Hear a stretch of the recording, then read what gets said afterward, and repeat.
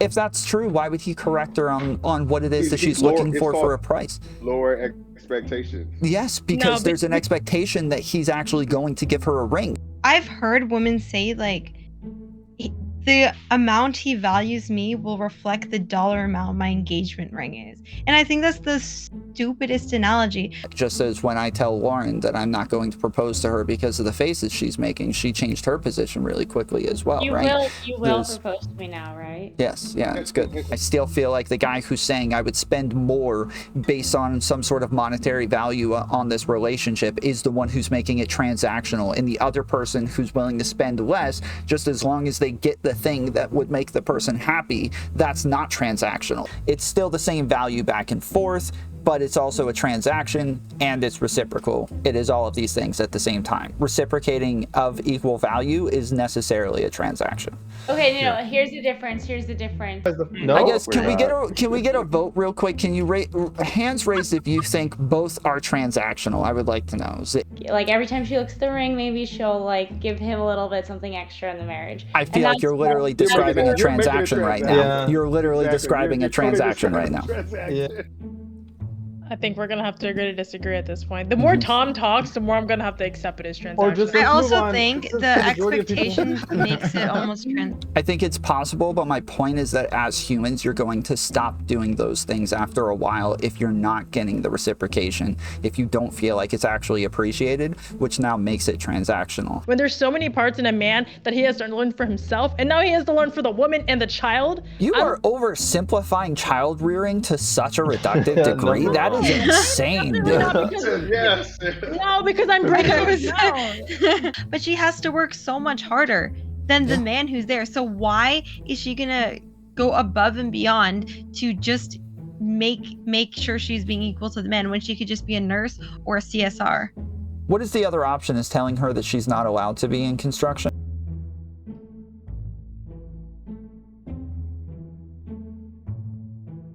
Go from there. Yes, ma'am. 4.5 years. No, 5 now. Well, yeah, I guess 5 now. 5 years. Yeah. How much did you spend on her wedding ring? I mean, show it. I mean, go ahead. It's a decent amount. So if you look up like a 3-carat diamond, it's a decent amount I spent on her. But she deserves even more. Numbers wise, what we talking? I mean, how much was it? 35K? 35K, yeah. 35,000 bucks. Yeah. So he spent that much on a wedding ring for you as a gesture. What does he get in return? I think I should answer that. So I get a partner that's loyal. I get the mother of my children. I get the most beautiful woman that I've ever, been around. And the most important thing is how she treats me and how she treats my family and how she treats her family. So for me, I have a partner for life, and it's worth every investment there is. Okay. But a lot of people would say you could have the same thing without dropping 35K in a ring. You could, and money's not an issue. Like if you can get a cheap ring and it's the person that's for you, whatever. But it also depends on how much you make. So. Fuck. Okay, I didn't get this far. Okay. Wait. Okay, that was the one guy with the one answer, and then we had another guy with another answer. So, mind you guys, he was holding a really expensive case tequila in his hand, so that tells you where his pocket is at. Also, Angela, while you're playing the video, mute your mic because we can hear the audio back through your mic. Okay. Also, Do you have any expectations? Yes. Oh, go ahead, play the video. I'll ask after. Sure. For how much the ring should cost? No, she don't care about like I'm not materialistic in prices. So. She's really more so a thoughtful girl. Like it's a thought. $1,500 ring would be just fine with you. No. Don't say no. Don't show up. Don't say no. Because when did anybody ever propose to you? Nobody proposed to me yet. Exactly. So why would a $1,500 ring mean anything? Got a good question. Exactly. But that's what I expect. No, that's what you expect, and it's because you're too picky. Okay. Guess I'm too picky then. Yes, I know you're too picky. Seems like you guys love each other very much. Yeah, I love this girl so much. Like we've been through like. A ring doesn't matter. A ring doesn't matter. Yeah, it don't matter. It matters in a certain aspect, but it symbolizes like, or is materialistic. Yeah, Lauren's mouth is open right now. Are you okay, Lauren? No, I'm not okay after that. I couldn't imagine someone me being like, oh, $1,500 is a little low. Now, I think there is a problem with women like anticipating rings to be like $500,000, and that's ridiculous. But if a girl goes, I think $1,500 is a little low, and her man tells her she's being too picky, like her man should be telling her like, oh, I wish I could give you the world. You deserve the best. I mean, obviously though, You got to set expectations, though. If he can't actually afford that, or he doesn't plan on getting a $1,500 ring, he's got to be like, whoa, whoa, whoa, hold on, maybe not. I'm sorry, am I crazy? $1,500 is a really low price point for a ring. Well, yeah, but she also said it didn't matter. She also said that the ring price didn't matter, and then simultaneously said she switched up. You saw she switched up. She said it doesn't matter. $1,500 is too low. It's like sandwiched it, and then at the end again, she was like, it doesn't matter. She's being too picky. They obviously don't have a healthy thing going on. I mean, yeah, I don't like that. Now, I think there's a bigger issue in society with women having way too high of expectations, but that was a pretty hey, maybe he could do a little bit better. She wasn't even scoffing at it. And then the guy tells her that she's not even worth that, essentially. Yikes. I didn't read too picky as that way. The guy who she's talking to, I guess I should start off by saying, guys, I know I'm wearing glasses and I look way smarter, but I am the same tomfoolery that I've always been, okay? So don't put me up on a pedestal. I'm still the same guy. I know I look so much different, but the guy who she's talking to, she's in a nice dress. It looks like they're out on a date, and she's dressed up, and he's wearing a t-shirt and jeans. So I'm a little confused about the dynamic there in the first place, honestly. $1,500 isn't a lot for a ring, but it's a lot for in general. $1,500 is something that a lot of people just can't afford in general. And so I don't know that, I think the point is that people are being a little bit too materialistic. And even when he called her on it, she seemed to agree that she wasn't even that materialistic to where she cared about the price as much. So I think that, his point was made in the end that, yeah, she wouldn't actually care. What she would care about is the fact that she's being proposed to. Sure, and I get that, but don't you think the way that he said it was maybe not? There was another part to this video where he was just like the interviewer. I saw the whole thing where he was like, "Why haven't you proposed to her yet?" And he said, and the interviewer kind of threw him under the bus and said, "Well, why would he propose to you if you living together and he's getting all the milk and everything for free?" There was that part of it. So you could tell he was like, "Oh, it's coming, it's coming." He really didn't seem like he had a true intention of proposing to that woman. Ooh. I think he's enjoying it. She's doing all the wifely stuff, and he but why would he correct her then? If that's true, why would he correct her on what it is that she's looking for a price? Lower expectations. Yes, because there's an expectation that he's actually going to give her a ring. So he thinks, okay, if she's actually having high expectations for a ring, if I'm going to give her one, I want to make sure I keep those expectations low. Whereas if I'm not going to give her one, dude, I'm going to buy you $1 million ring. Oh, it's going to be the biggest ring ever. It's going to go in the Guinness Book of World Records. Because what he's doing is he's setting it up to where she gets to the point where she can't take it anymore. She's like, look, we've been together 5. I think that they said they've been together 3 or 4 years. It was something it gets to year 5 and she's like, "Where's my ring?" He's like, "Yeah, let me go spend $1,500 get your ring just to shut you up." That's my shut up. Yeah. Leave me alone threshold. He gave me the impression he was kind of dragging his feet, and she her response to the whole interaction as well seems like she knows what he's capable of buying. So the fact that he revealed the ring amount and it was that amount. Well, I think the reason why it even goes to, and I think speaking as a woman, when you start coping only on materialistic things, that I believe there's nothing else in that relationship to offer. So I think if she's trying to be humble about it, oh, it doesn't really matter, hoping that he'll be chivalrous when he shows every time that he's just gonna be well, yeah, she doesn't give a fuck. And then it just like, all right, I was trying to be modest here, but you really just took this shit and just beat a dead horse with it. So I think in this situation, we always say how women should have lower expectation. I feel like she could display that she has lower expectation, but she's also getting dragged for like saying, well, okay, well, like, damn, I said I didn't mind cooking, but I didn't mean every fucking day, night, 3 meals a day, and have to work 9 to 5. Like, I think people just aren't being reasonable in that sense. So when people say she's fine with it, is she really fine with it? And maybe there's red flags in that relationship based on like that video. I mean, the one girl that I planned on proposing to, the entire time she talked about how she wanted a big wedding, she wanted all of her friends and family there, that she wanted, like, you know, the everything. And the whole time I was saving up for that, but I was also a little blown away that she kept saying that stuff. And I'm like, I don't, like, why do you care so much? Like, why? I would, like, we could just walk into a freaking courtroom for all I care, and that would be more than enough. Like, that would make me, like, super happy. That's not the same as having, like, a transactional relationship. If you say, I want to celebrate our love together with our family, that's not the same thing. I mean, obviously, that's going to cost a lot of money, but that's not the same thing as saying, I want to spend a whole bunch of money on something we do together. It's, I want to, like, celebrate what we have together. Versus, like, what these people have is obviously very transactional. She's sure, like, I'm talking about what it is that you need for that thing. And so I would say things like, yeah, I don't need that. Like, I'm not against a big wedding, but I don't need that. I was like, yeah, I was planning on a big wedding anyways. I bought like a $3,000 ring. I had close to $20,000 ready to like put into a freaking wedding.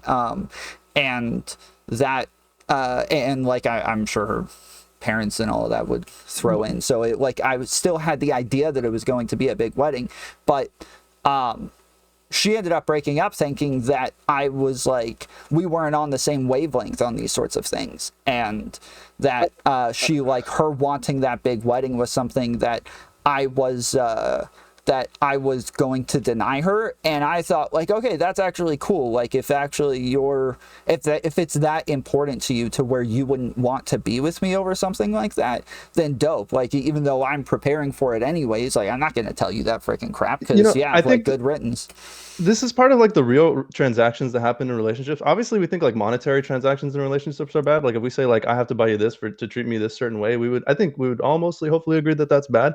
But like these sorts of transactions are like what really make relationships, and that you make sort of concessions about, well, this thing is really important to you and it's not so much important to me, but I'm gonna do it because like we love each other and I want to make you feel good and make you feel happy. That is like the sort of transaction of like, I'm gonna spend some of my time that I rather wouldn't spend doing the thing that you want to do, and like hopefully you actually have a good time. And if you don't, if you're like, well, I'm just completely incapable of like having a good time or wanting to spend the money to do those sorts of things, then yeah, it probably is just better to break up at the end of the day. And I think that's where the real sort of relationship transactions come from, which is why relationships are transactional, like in the way the question is asked. So do you consider it seems to me like you're describing compromise more. So do you consider transactions to be like compromise, or do you make a distinction there? It depends, but I think a lot of compromises can be characterized as transactions. But not every compromise is a transaction now. But like if you're okay. No, sorry, go ahead. Well, I was gonna say, like, if you're gonna if we're saying, well, I work so many hours a week, you work less, you're gonna have a disproportionate amount of the domestic responsibilities. That's sort of a compromise and a transaction, right? At the same time, right? So that's like one example. Okay, wait. How much would you anticipate for an engagement ring, or how much would you expect? Any female on the panel? Angela, Malik. Yeah, so I think that the whole like wedding ring thing, a lot of it is just like peer pressure and like what society has valued. Like I've heard women say like the amount he values me will reflect the dollar amount my engagement ring is. And I think that's the stupidest analogy. Like my sister is engaged, and I'm not going to go into like the cost of like her ring and shit, but I remember before she got engaged, she would always say to her boyfriend, like, I don't care if you buy me a ring that's worth pennies or whatever, because like the love we have is so fucking strong. I'd much rather us use that, like the money you would buy an engagement ring for our future, instead of putting into like a materialistic thing like a ring. And there's so many women I've seen, and it's so sad. They'll get engaged, and the first question their friends will ask is, "How much is the ring? Let me see the ring. Let me see how big the rock is." And it's like you shouldn't judge a relationship on anything to do with the size of the wedding ring, the cost of the wedding ring. I personally wouldn't care if my future fiance gives me a ring that's worth $100 or $100,000. I would Okay, actually real get quick pissed at though. him if he goes for the more expensive. Let me ask you a question though. Let's say he's like a billionaire and he gives you $100 wedding ring. Would you think of it differently then? Okay, if he's a billionaire and gives me an $100 engagement ring, I would honestly laugh. I would think it's funny. I would not reject him based on the cost of a ring. I wouldn't. I don't even think I'd be upset. Because like, if he's a billionaire at that point, we probably both are living a pretty luxurious lifestyle. And I personally am not someone who wants expensive jewelry and supercars and that shit. Like, I'd much rather like go on a vacation where I can like experience. I'm going it. to the gumball machine and I'm getting you a ring. I'm going to propose very soon, Malik. I think the circumstances are a lot different too, though. How much would you anticipate from an engagement ring? How much do Oh you think my an god. engagement ring costs? So personally, so prior to this internet shit, I was a hardcore like feminist, no kids, no marriage, anti everything. So I didn't expect shit. Considering where I came from, I didn't care for that. I think what I least expected is when I got married and engaged and all this stuff. So to me, there technically is no number because I grew with him. But I think it's different. Like if you're like a 20-year-old dating a guy, you're probably like saying, "Oh, I don't really give a shit." But as somebody who's like closer to 30, I actually would just like, I don't know. I can't really explain. Like I grew with him, so I didn't give a shit. Assume that you're not married right now and you were dating your current husband and he were to propose to you. Would you have a set in mind for like the minimum amount or how much there's no black and white answer for me. I'm gonna be the asshole to say it would have to depend on the quality of the relationship that I'm in. Like am I just like, I don't know, like being who I am now, who I date is probably gonna be someone like me. So I currently have like a little 3 carat ring. That's my standard. So I'd probably match the 3 carat that I currently have. It's like I think a lot of times, like I remember because I proposed to my wife with a $2,500 ring because I wasn't making a lot of money then. You know, since then I've been able to upgrade it significantly. But I think what a lot of people look at it is a physical representation. It used to be a physical representation of how much somebody loves you, but now it's like trying to transition to a physical representation on how well he can provide for you, provide security and resources for you. And I think that's what a lot of people are looking at it now. If he can afford a $35,000 ring, that means she's pretty much probably going to provide you a pretty significant life or a financially significant life. I wouldn't say that because money doesn't necessarily make you have a significant life, but I think that's the way society looks at it now. It was like the women with a 3,500 have the nice things in life. You know, so that's what it is. It has. I think they've totally eliminated the idea of that's how much he loves you, how much a person spends on a ring. And I guess like with that clip, was showing that he must not either have the ability to provide any significant life, and his love for you has a lower number than is valued at a lower number than $1,500. As if she could, I feel like if she could read with the lines, like this dude does not want to marry you. I feel like with that video specifically, I'd be surprised if they last together longer than a few more months.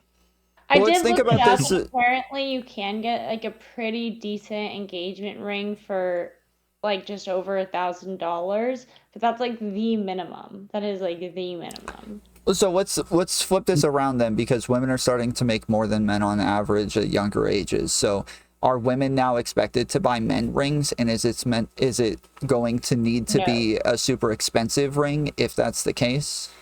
No, I don't think that's what men value. So that's kind of ring that I got married. Women should have to buy their man a Rolex. Well, so I mean that's kind of I think that kind of like normally when I talk about relationships, I talk about the fact that I think women are a lot better at valuing the things that are not as shallow. So like they care a lot more about personality and, you know, things surrounding the person more, where men are a lot more like physically attracted and get that chemistry a lot more from physical interaction. And so in this case, if women are like needing some sort of valuable ring to value their relationship at, yet when they're the money makers, they're the breadwinners, and that they're not going to do the same exact thing. Maybe I'm giving women too much credit on that. I have a question for the ladies. Would you prefer a synthetic ring that is shinier, bigger rock that's, synthetic, not real diamond, or a smaller, authentically real diamond? Is it like the symbolism or the actual material, like value? I don't want the authentic diamond. That's the I had a wrong thought on the answer. That's the aesthetic wrong. though. Like How for is it the myself wrong personally, answer? I'd be They're the same. They're devastated if chemically something the diamond. same exact thing. They are chemically the exact 1-to-1. A synthetic No, diamond one and a is real made diamond. in a laboratory and one is actually a rare material. Can you like give me like a real?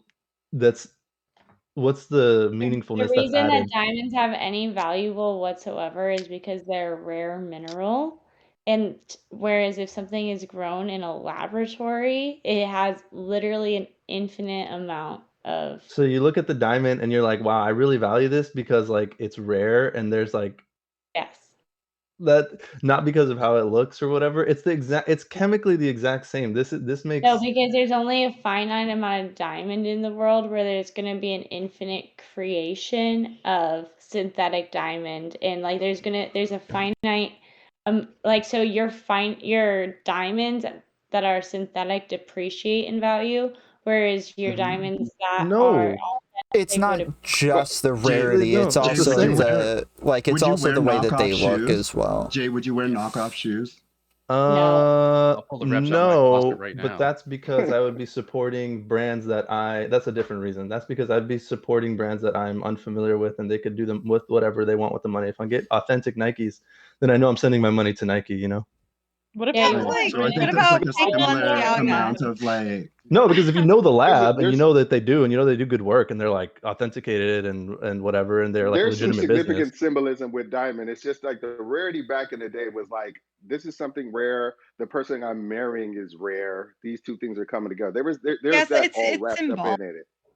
More than Yeah, anything. that's what it is. It's like you get rid of the symbolism when it's just about like if you get like a synthetic Yeah, the one that's synthetic. I'll just tell her it's mass-produced, real it's then like, if it okay. matters to her that much. Oh, she's gonna No, have it tasting- tested. Did you see that kid They're the on same. YouTube? If she has it tested, that's trust issues. She doesn't trust her fiance. Have you seen it? The He kid on probably YouTube shouldn't, who's though. gone viral just asking women if he could test their diamond rings, and like 1 out of 5 of them, they're like fake wedding rings. But it would pass Nice. because they're chemically identical. No, with Well, the that's- diamond well, how is he tester. identifying He's this, saying though? that one made in a lab is still going to pass the test. It's still I going don't think to they hit pass the. diamond testers. Yeah, they do. They're I feel like they literally do. exactly the same.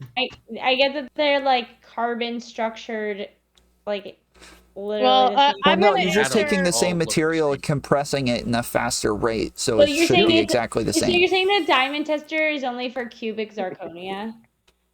Or whatever other fake materials being trying to pass as diamonds, yeah. They And plus, also- actually, I'm pretty sure the lab-grown diamonds are actually better because I think the naturally found diamonds have like inclusions and stuff and like imperfections and things like that. So it's like it would even look better. So it's like it's better in every way, you know. It's like AI girlfriend. It looks better, because, but it's It like looks like Angela has it's a kind of like video saying wants to show fake us. titties are better than real titties. Like they look better. And Well, if they're there's no better. scar and then they feel like exactly the same, Yeah, I just looked it up, and they do test positive if synthetic diamonds are going to test positive. So Like positive meaning they test like it's real exactly the diamonds. same thing.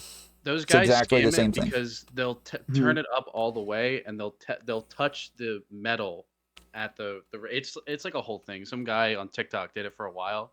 He would say like all of his shit was real when it was obviously fake. You just turn up the dial on the tester to make it hypersensitive to like anything.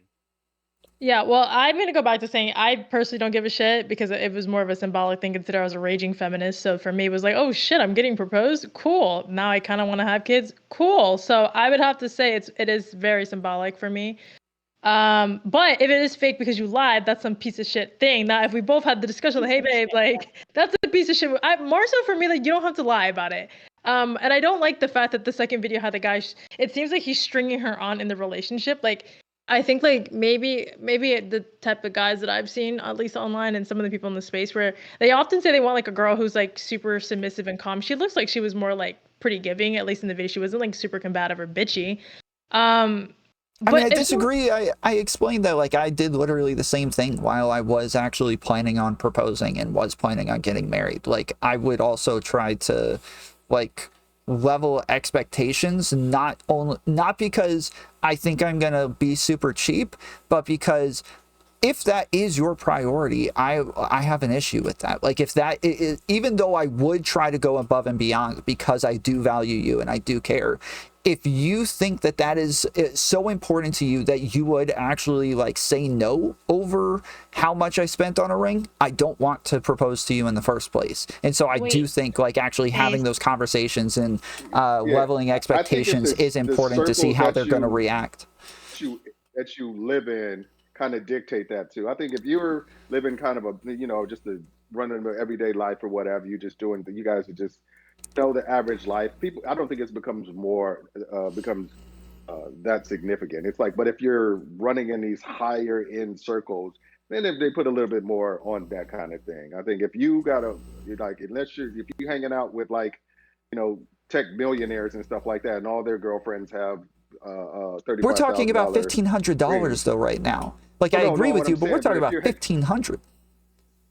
No, what I'm saying, it's just like, but if you're hanging with the average person, but she would have taken a $1,500 ring because she wants to marry him. She wouldn't have been like, how much is, if he goes finds a great $1,500 ring and he proposes to her, she's not going to say no, and she's going to get married with that $1,500 ring. She's probably not going to even ask till later on, maybe years later, how much did the ring cost, if ever.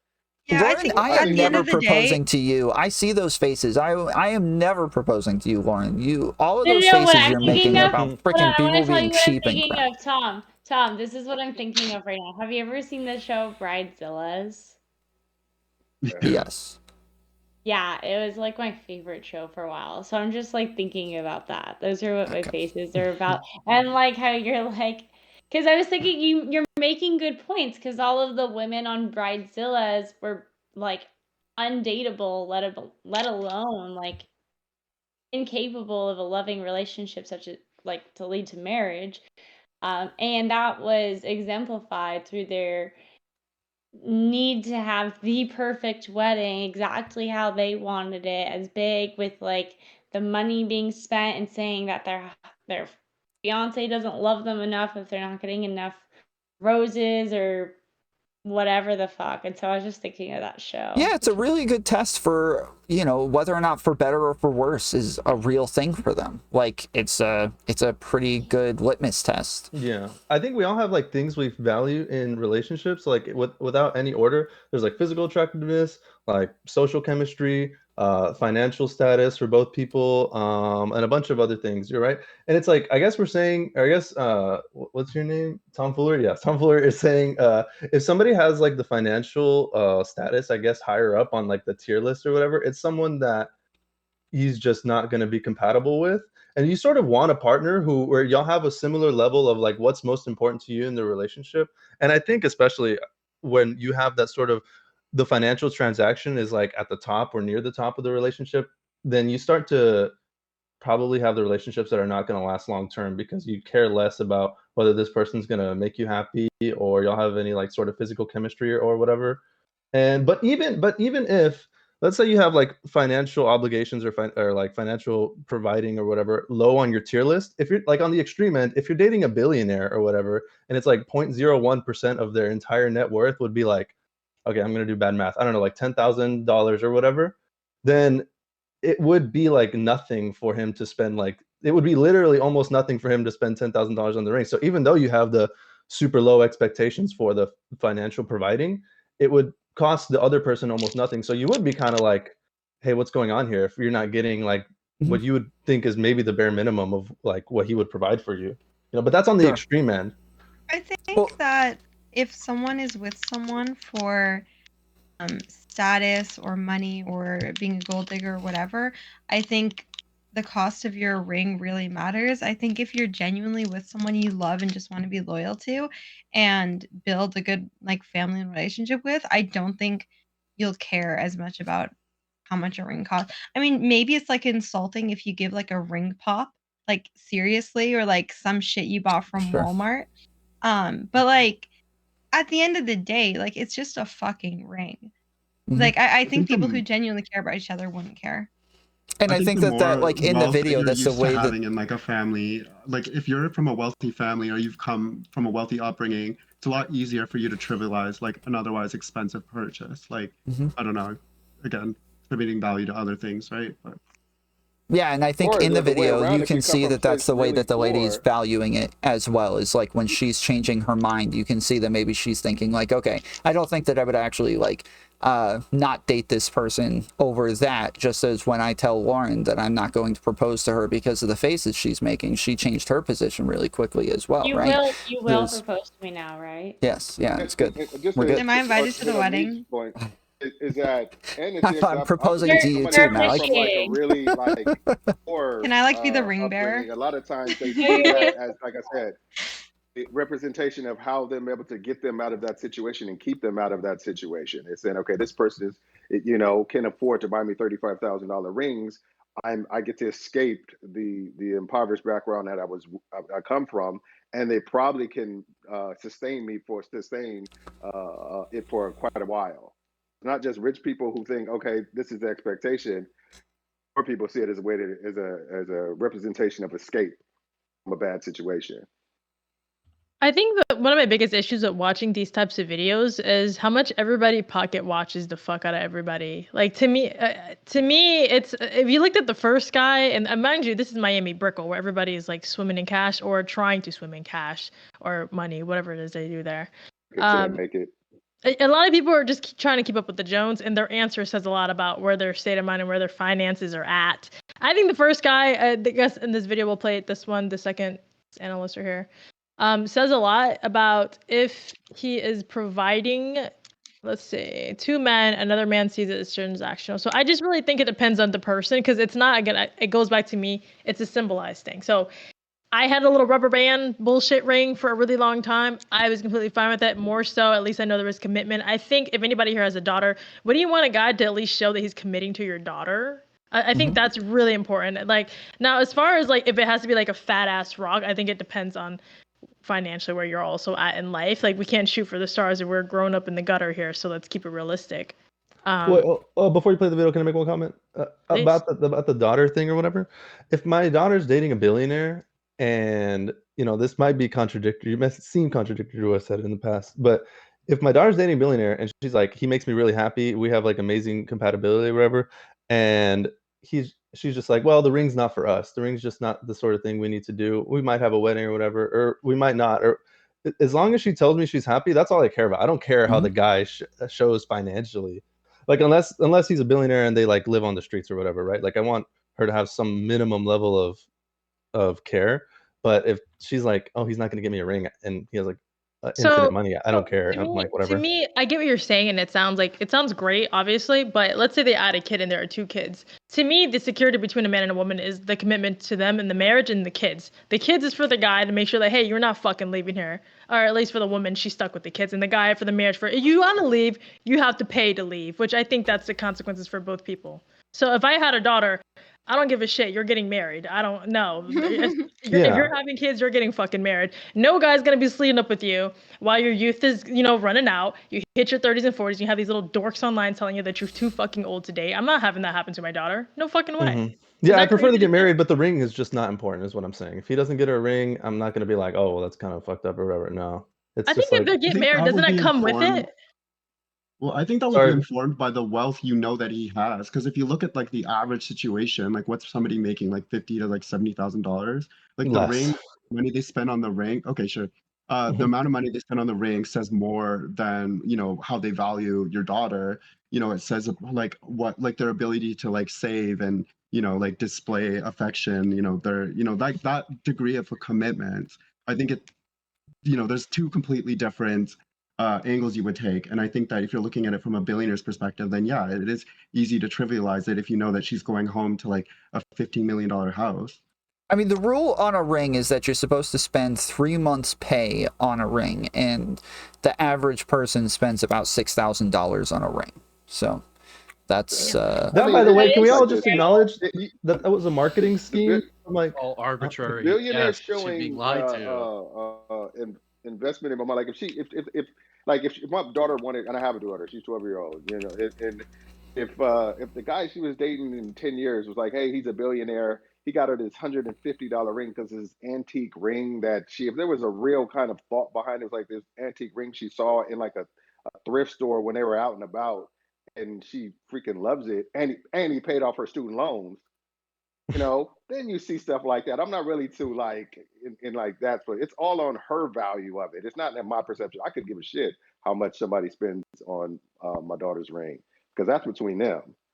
You know, I wouldn't sit there and judge him about it. But if he showed other ways that he's invested, that he's really down for my daughter, then I'd be like, okay, this is a good guy and what have you. But if he was just like, yeah, you get nothing, I do nothing, and you know, you still got to work at, you know, whatever your job is or what have you, and it's I mean, you say it's between them. Let's say he is down for her. He's obviously very committed. He's a really good guy.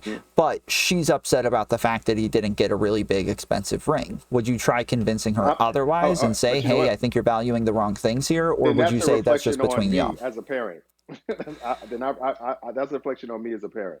I feel like I raised her with those type of values, and I failed. I wouldn't be like, oh, we'd have a different conversation. I don't know if that's necessarily true. Kids, like, I was a freaking heroin addict. That had nothing to... I went to prison numerous times. I don't blame my parents for that whatsoever. If anything, I was punished. Like, what I mean, that's two different things. That's apples and Honda Civics. That's news to me, Tom. Yeah, that's like a disease versus values, you know? No, I don't think it is, because I think a lot of people would consider whether or not you're willing to do a bunch of drugs and hard drugs and commit crimes and be a gangster and, you know, work out of trap houses as whether or not you have good values. And so I think that, like, when you have drugs, desperation kind of sets in. You do those things. Addiction is a little bit different, sure. Addiction is a little bit different. Comes from like an abundance, right? And somebody's like abundance. Well, sure, but in this particular situation, if somebody feels like, you know, they're being undercut by the price of someone's ring, you know, you could look at the, you know, prior history of materialism. Obviously, the materialism's coming from a lifestyle of probably abundance that might lead to entitlement. And so that, you know, materialist at the beginning, you know, you could trace it back to parenting, absolutely. Because if you're spoiling someone. A lot of things, but I think a lot of things, what you're saying, I think is absolutely true, but two things can be true at once. The Black culture and urban culture, it's coming from a lack of abundance, like materialism. Anytime you see all these like female rappers and all that kind of stuff dripped in gold, their dad worked at you know, in a warehouse, you know, or something like that. They didn't come from wealth and prestige. They came from a poor background, and they didn't learn money management either. Yeah, exactly. They're showing that they've made it out of that situation. Those are physical representations of, I know I'll be able to set myself apart from my my upbringing, original station in life. So, all right. Well, let me see how you guys feel about this damn video, because they're grilling Osaze as we speak. Am I doing this right? Let's see. I can see it. All right, cool. A lot of people would say you could have the same thing without dropping 35K in a ring. You could. My favorite thing about this video is that it shows how the interviewer and the interviewee have different perceptions of relationships and women.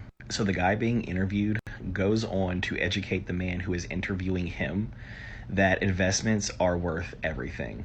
All of life is worth investing. No short-term satisfaction. Go in it for the long haul. There's nothing more gratifying than a long-term result. The interviewer, on the other hand, blatantly exposes his own transactional perspectives of women and relationships. A lot of people could say you could get the same thing from a cheaper ring. The only population of men who would say that are the very large population of men who view women as transactional. They don't want to be real men, which is to provide and invest and be loyal and all that. They just want to know what a woman can give them, because they perceive women as receivers of benefits and luxuries from men. But as men themselves who are unable to do that and contribute to that dynamic, they go on to hold that perspective of women with contempt.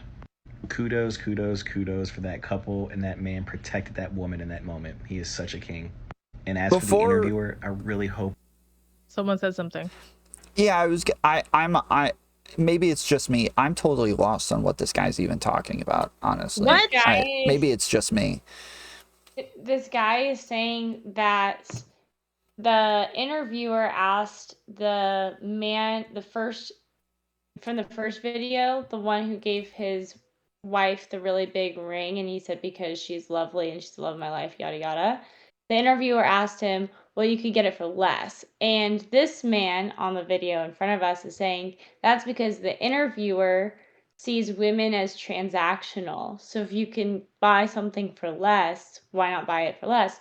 Whereas the man who proposed with the big rock actually valued his wife, which is why he's successful and happy and has a good wife.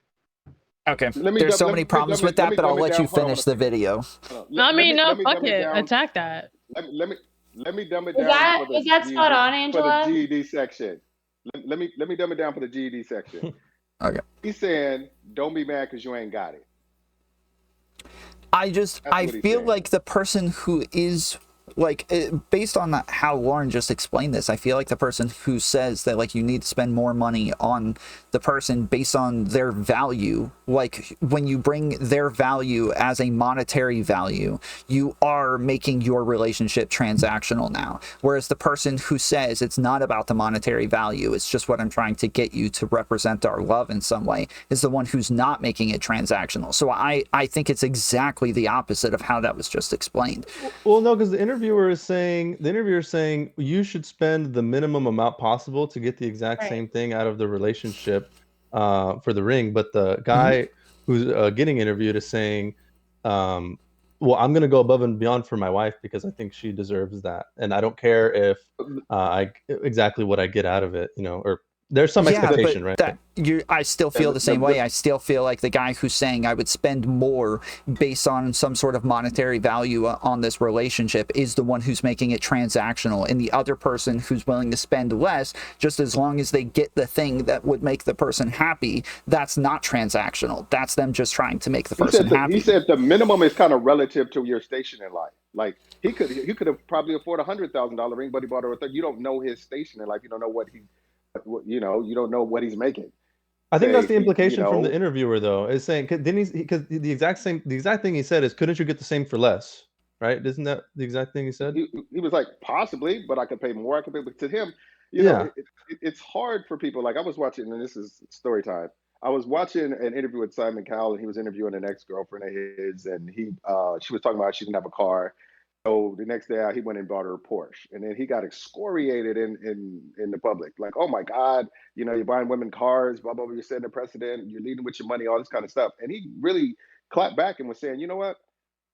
Me buying her a Porsche is like you buying a woman one rose." He said that to somebody who was talking. You buy one rose, it hits our pockets the same. It doesn't affect me. I don't care what's going. And she's not judging my value on the fact that I bought her a Porsche. So I could buy 10 Porsches. It's like, but the people who can't do those sort of things that usually have an issue with the people who do. He wasn't trying to buy her. He was like, you like Porsches, you need a car, here's a car. He could have bought her a Honda Accord, but he knows that she likes Porsches. He bought How her are you what relating she this? liked, I'm sorry, I'm not following. How are you relating this to this one? What I'm saying is just like, I just seems like the interview and some of the things that he was saying was just basically saying that, like, well, I'm sorry, the interviewee was saying, I'm in a position to do these things. I'm in a position to spend more. So I'm going to, so don't judge me, making me seem like I'm doing more than I need to. I'm just doing what I want to do. Yeah. Don't make it seem like this is a transaction or she's that, because that we don't know if that was her expectation or anything, or they just walked in the jewelry store. She said, I like that one. He could afford it, and so he bought it. I agree with that, and I think that shows that it makes it less transactional because, because the interviewer is thinking, well, he's thinking it's both. It's a transaction in both ways, right? So like it's not black or white. It's like a spectrum.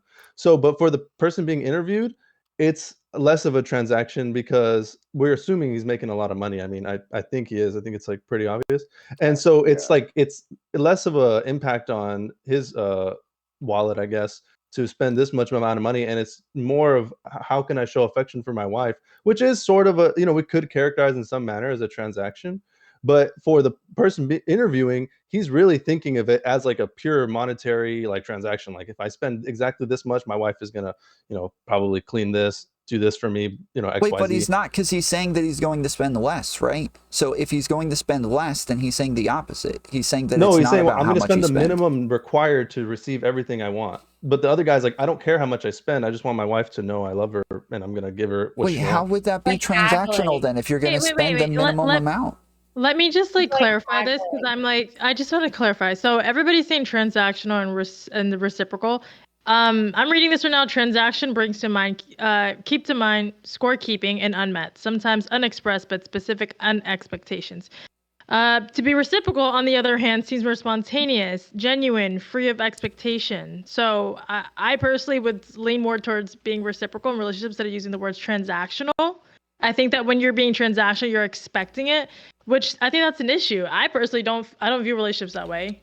At least Reciprocal would be the opposite of transactional, where I guess they would be considered the same, I guess, to some extent. Outlook on it, because if you're looking at it transactional, you're objectifying the relationship, but if you're looking at a reciprocal, you're wanting to give as much as you're given. Well, so it depends on what we're talking about. So say, we talk a lot about the fact that women won't want to have sex sometimes because they don't feel like their husband is doing chores around the house, and they feel like he's not doing his share of the work, and they start to look at him a little bit differently. That in and of itself is transactional. But Angela, the way that you're trying to separate reciprocal and transactional, I don't know that it's actually different in the way that you're describing it, because reciprocating is still a transaction in some way, right? It is different because reciprocating versus transactional, if you are expecting something of me that would be considered a norm for me, then and whatever, me giving that to you would be like me reciprocating if I can expect to receive it back from you. But if it's something that that requires, a degree of energy, whether it's strenuous or stressful or whatever you want to put it on, monetary, then yeah, it does become a bit of a transaction. But if you look that's what I'm saying is that you are always having those expectations. In an everyday relationship, a lot of the times it is going to be whoever objectifies the relationship. That's what I'm saying, though, is that you do always have those expectations. Even if we're talking about something as simple as chores or crap like that, you do always have expectations of the other person to reciprocate. That's what makes it transactional, is you will always have expectations of the other person to reciprocate in some way. You're not going to be happy doing all of the workload by yourself, which means that it is transactional. I can agree with that. I can see how you're saying that, but maybe I'm saying it, maybe just my strategy when dealing with people is different. I think giving to the right person, which it does make it transactional, but maybe I'm saying this completely wrong. It's gonna sound stupid as fuck. I think that the tit for tat relationship is really the issue I have with this generation, where if I give you something, what are you giving me in return? And that's, to me, when I hear transaction, that's what I think of. Now, when I use the word to be reciprocal, I think that I'm giving, and I think that's just who I am as a person. And then if the person can receive it and respect it, he's just going to give it because he wants to do it. I know in some ways that is still transactional, but I guess the way I'm explaining it, it's not tit for tat. So if there's another word for it, somebody knows, feel free to throw it. Can I ask a question just so I can get just so we can all agree on a definition, so we can decide if it's good or not, or if it's happening or not. So like the situation I described at the beginning of the conversation, where it's one person works more than the other person, so the person who's working less has more responsibility for the domestic duties. Mm-hmm. Would you call that a transaction, the way you're trying to characterize transaction or reciprocity? How would you? Yeah, because to me, I think it is a transaction. Yeah, it would be considered. Reciprocation is necessarily a transaction, right? If I hand somebody a $5 bill, I expect some sort of reciprocation for that value. It is reciprocation is necessarily a transaction. Same. So you give me a high five, I go to give you a high five, you reciprocate by giving one back, making the connection. That's what I'm saying. Versus a transaction where I'm giving you A and you're receiving B. They're different. So that's kind of why I think they're different, right? Because it'll be a transaction yes, Like the situation you just pointed out, you're the breadwinner, I'll stay home and clean. But on the other sides of things, like you're reciprocating the same action. So how is that even a transaction? What other side of things? What are you talking about? Sorry, so like going back to, you know, the idea of being reciprocal, my idea was that to reciprocate something, you're exchanging the same thing. Yeah, I just So gave it's the not example. So transactional. If you're giving something you know, like, or things of similar value, giving- right? Maybe not the same thing, but things of similar value. Real quick, can you, like, the example that I gave is like, I give you a $5 bill, you give me a burrito that's actually worth $5, right? It's still the same value back and forth, but it's also a transaction and it's reciprocal. It is all of these things at the same time. Reciprocating of equal value is necessarily a transaction. Okay, no, here's the difference. Here's the difference. If I were to give you, like, if I were at a burrito stand and I gave you, the person at the stand, $5 and they gave me a burrito, that would be transactional. However, if I had a friend and they just like made me a burrito and then out of like the spirit of my heart I slipped like a $5 into their purse, that would be reciprocal. So I think that's the difference here. And then That still sounds like a transaction to me. no, because it's not a requirement. There's an expectation in Neither party transactional, was but there's required. an implied or So if we expressed want to say the expectation is the defining difference here, is whether or not you expect that. But I'm going to go back to the fact that, like, women in relationships, if they're doing a lot of the housework and the other person isn't doing their share, even though they might be doing this out of the goodness of their heart, eventually they might get a little tired of it and feel like they're overworked. Eventually it is going to be transactional.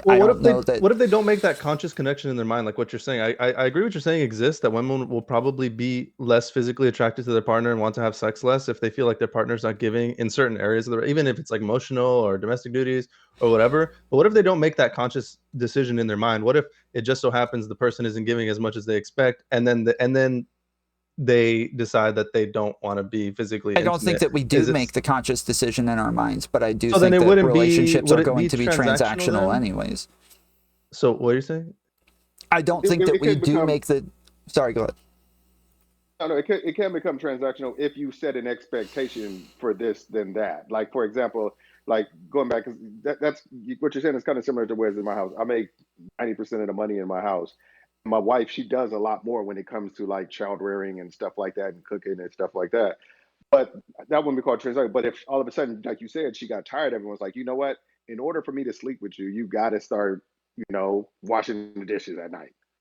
And it becomes transactional. If there's a set expectation of what needs to happen in order to get something, that's when it becomes. For the sake of the in my mind, a little bit conversation, I'm transactional. happy using the language that way, but just for the record, I feel like anything that you guys call reciprocal, I'm going to consider it transactional in reality. So, but just for the sake of moving the conversation forward, I'm happy to use those terms. I think reciprocal, like, this is the final thing I say because I know you're set. But reciprocal, like I said, the value being implied is the same, right? Because you're reciprocating, whereas in a transaction, you're attributing value. So how are those the same thing? So I have a friend that I liked. He was a good friend. I continued to do things for him. I let him live in my house. I would let him borrow my car. I would let him use my computers nonstop. But there was never any sort of return. And even when he got the chance, he would dick me over sometimes, right? Even though I was doing this out of the goodness of my heart, I did expect that return. I did expect him to be able to reciprocate in return. And so it still ends up being transactional. If I do have that expectation at the end of the day for him to reciprocate, it necessarily becomes transactional. Based on you attributing value to whatever it is that you gave to him. Based on initially. you expecting a reciprocation. So the expectation is almost the value. Well, I mean, that's kind of what we were saying earlier, is we felt like the difference was going to be whether or not you would expected it, but I'm saying that you will always expect it. Okay. Like, nobody's going to give to the ends of the earth and then and expect literally nothing in return. Most of the times they do expect some reciprocation from the other person to feel like what they're doing is actually valued. And if they don't ever get that reciprocation, they're going to feel like their giving isn't valued in any way, and they're going to stop giving, and they're going to stop feeling the same way about that relationship. Okay, should we move on to the next clip? Yeah. So wait. So just want to make sure we were establishing that everything is transactional. Is that what we're saying? Everybody, going once, going twice. Yeah, but when you prioritize the I guess can we get a vote real quick? Can you hands raised if you think both are transactional? I would like to know. Is it okay? So there's 3 of us, and then 4. Angela, you think it's all transactional? No. Okay. So then, if you think there's a difference between reciprocation and transactional, can you raise your hand? At least in a relationship. Okay.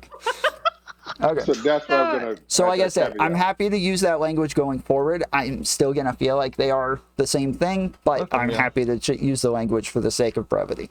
I also your guarded concession. Which person? Yo, your Wi-Fi is tweaking heavy. Whoa, slow down. Yeah, Stop. repeat what you said. She's fine for me. I disagree with Tom.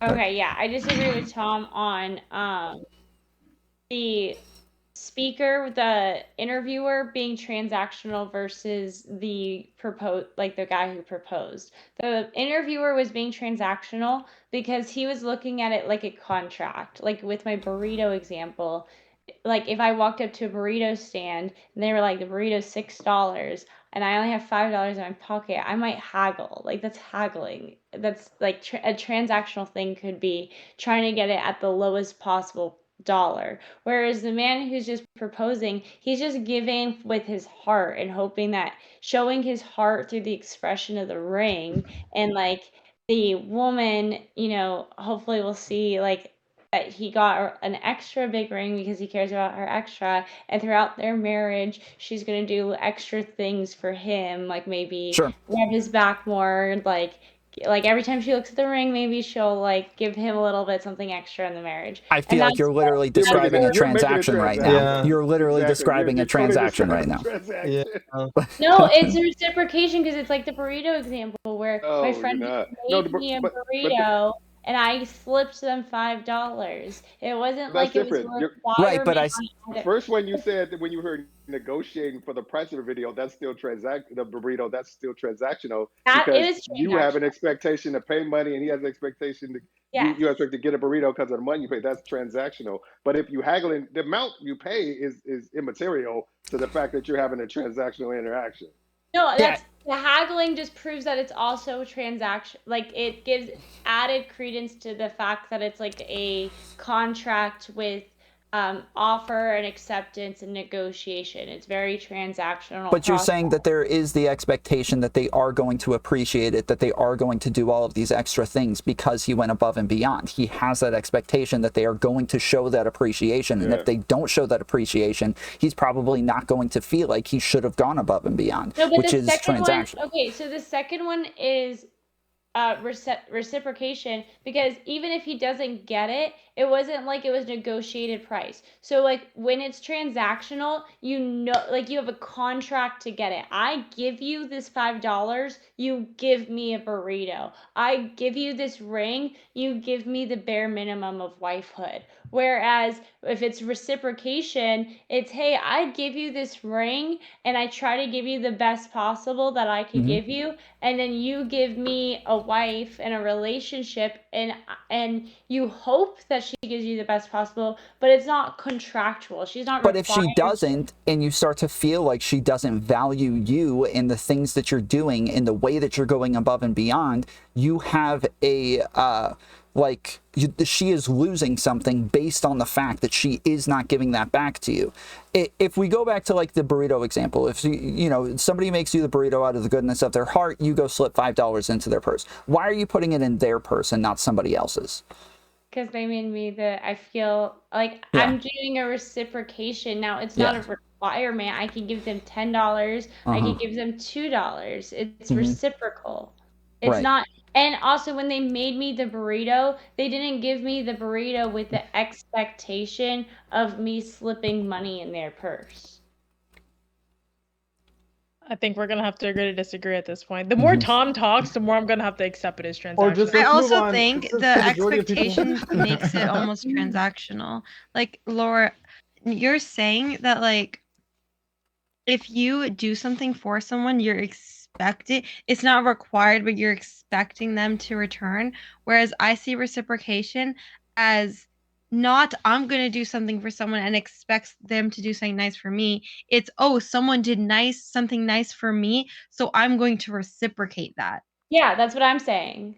But I don't. But it's one-sided because if I do something for someone, I don't have any expectation that they're going to do something nice in return. I only reciprocate if something is nice is done to me. Then I will reciprocate that. Well, what I'm saying, Whereas transactional is you do something with the expectation that you're getting something in return. Yes, but my point is that if you continuously do nice things for somebody and they do not ever reciprocate and they don't ever do that in return, there is a loss at the end of the day. You are not going to continue to do those things for them, meaning you do end up having that expectation, even if it's not conscious it's only in if your you have that mind. expectation. But that's what I'm saying is that, so do you think that somebody, hold on, just real quick, just wait, if you do give somebody stuff over and over and over and over, you don't think that if they never reciprocate in any way or show any appreciation for what you're doing, you think you're going to continue doing that anyways? Yeah, depending what it is. Okay. Like, for example, like, I'm currently single, but if I was in a relationship and every single morning I made both of us breakfast with zero expectation of that being reciprocated, every single morning I made the two of us breakfast. One day I was feeling sick and didn't make breakfast, and they didn't make me breakfast in return, I wouldn't care. Because I'm not making breakfast every day, so that when I don't feel like making breakfast, he'll make breakfast for me. I'm doing it because it's something I want to do. I just clarify because I think I'm not saying this is how either way is how relationships should work. All I'm saying is there's a distinction between the two words. If it's transactional, it's like a contract. If it's a contract, you give something and there's a requirement to get back. I'm not disagreeing that there's a distinction. I'm disagreeing that one is not also the other. That doesn't mean they're the same thing. There is a distinction between the two, but one is also the other thing, right? There's a distinction between like blue and turquoise, though turquoise is a type of blue. That doesn't mean that they're the same thing, but turquoise can still be a type of blue, right? Can I give you a different example? So is there a difference between dog and Dalmatian? Yes, exactly. Yes, there's a difference between dog and Dalmatian, but that doesn't mean a Dalmatian isn't a dog. Okay, so which one is within which? So which one's like dog and which one's like Dalmatian? Reciprocation is Dalmatian and transaction is the dog. Wrong, because there are things that could be reciprocal that are not transactional. Okay. But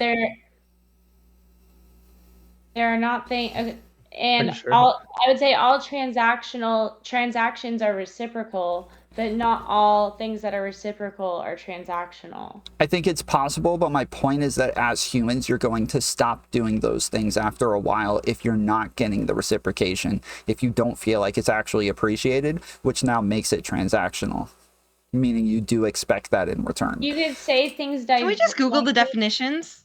No, What? and then just move on. It doesn't matter. Lauren, the more we talk about, I got y'all. I need like a whiteboard now. All right, I got you guys. Okay, so if it's reciprocal, then okay, so if it's a reciprocal relationship and then you lose the love because the other person is not reciprocating in this reciprocal relationship, it'll divulge into a transactional relationship. Okay. Well, that's because it's lacking transaction, right? Or lacking reciprocity, which is like a transaction. Right.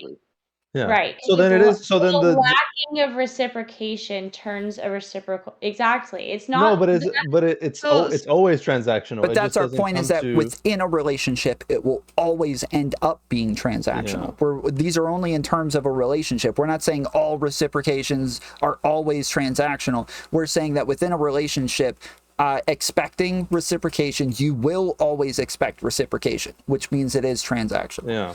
I disagree because I think if you want Uh-oh. Okay, maybe, but if you're talking about specifics, that's never the case.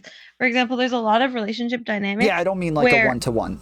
Yeah. Where there's a lot of relationship dynamics where the woman doesn't work at all. The man 100% financially provides, and she stays at home and takes care of the house. Okay, and some may argue that, oh well, taking care of the house and staying at home is 20 times easier than working a full-time job, and that could be the case, but it's not. If she stops cleaning up the house, it doesn't mean he's going to quit his job and stop paying rent.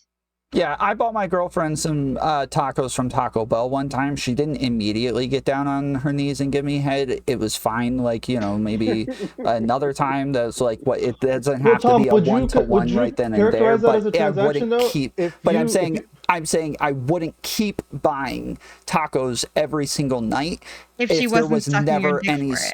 If there was never any sort of reciprocation. If there was never any sort of, like, do you see that a transaction, or do you see that just both people putting effort into the relationship? I'm saying, like, once you expect something in return, it is necessarily transactional. No, in the example I gave, in the realistic example I gave, where a man is working and financially providing, and the woman is taking care of the household, would you consider that a transaction?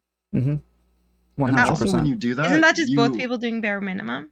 That it doesn't have to be one or the other. These are not distinctions. Like it's only transactional because you're keeping score. You're literally putting a price on blowjobs, and you're using. And I'm saying you always will. I'm saying in a relationship, you always will. You will never give until the ends of the earth. You will always expect reciprocation to feel like what you're doing is actually valued and appreciated. Do you think that people would be more limited with their transaction relationship if you felt like it wasn't coming from a place of like if you weren't doing it from your heart? Is it altruistic? I don't know if I'm using that fucking word right. Yes. Okay, cool.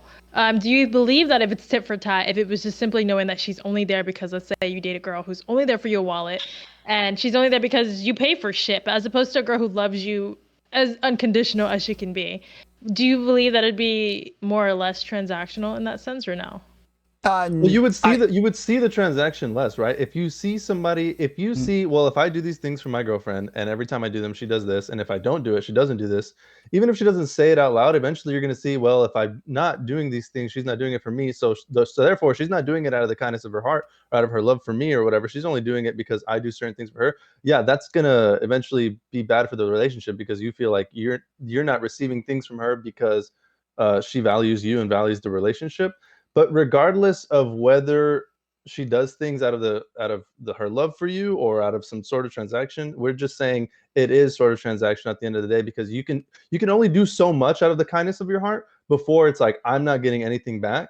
And then so it's sort of like it was transactional the whole time. It's just there's not always the expectation for reciprocity. Yeah, because in reality, giving head is way better than tacos, right? But the fact that, like, you're getting some sort of reciprocation is what matters. So I can give you an example. I had a girlfriend who literally, we didn't live together, and she was always driving over to my house. And people always got upset. They're like, why doesn't he ever go to your house? This is messed up. You need to tell him that he needs to get in his car and take his time to drive his butt over to your house once in a while. And she said, well, he kind of pays for everything. And, like, he's always the one, like, doing stuff for me. This is the one small thing that I'm capable of doing to make his life easier. And so since this is the one thing that I can do, I will always do that. I will always do that so that I can show him that I don't want to put everything on him, and the load isn't always just a bunch of expectations of him, right? It doesn't have to be a one-to-one. As much money as I'm spending, as much as I get her flowers or candy or all of these other things, her just doing the one thing that she can do, which is driving over to my house so that I don't have to get in the car and drive over there after a long day of work. That one thing shows me that she does appreciate it and that she is reciprocating. That is transactional.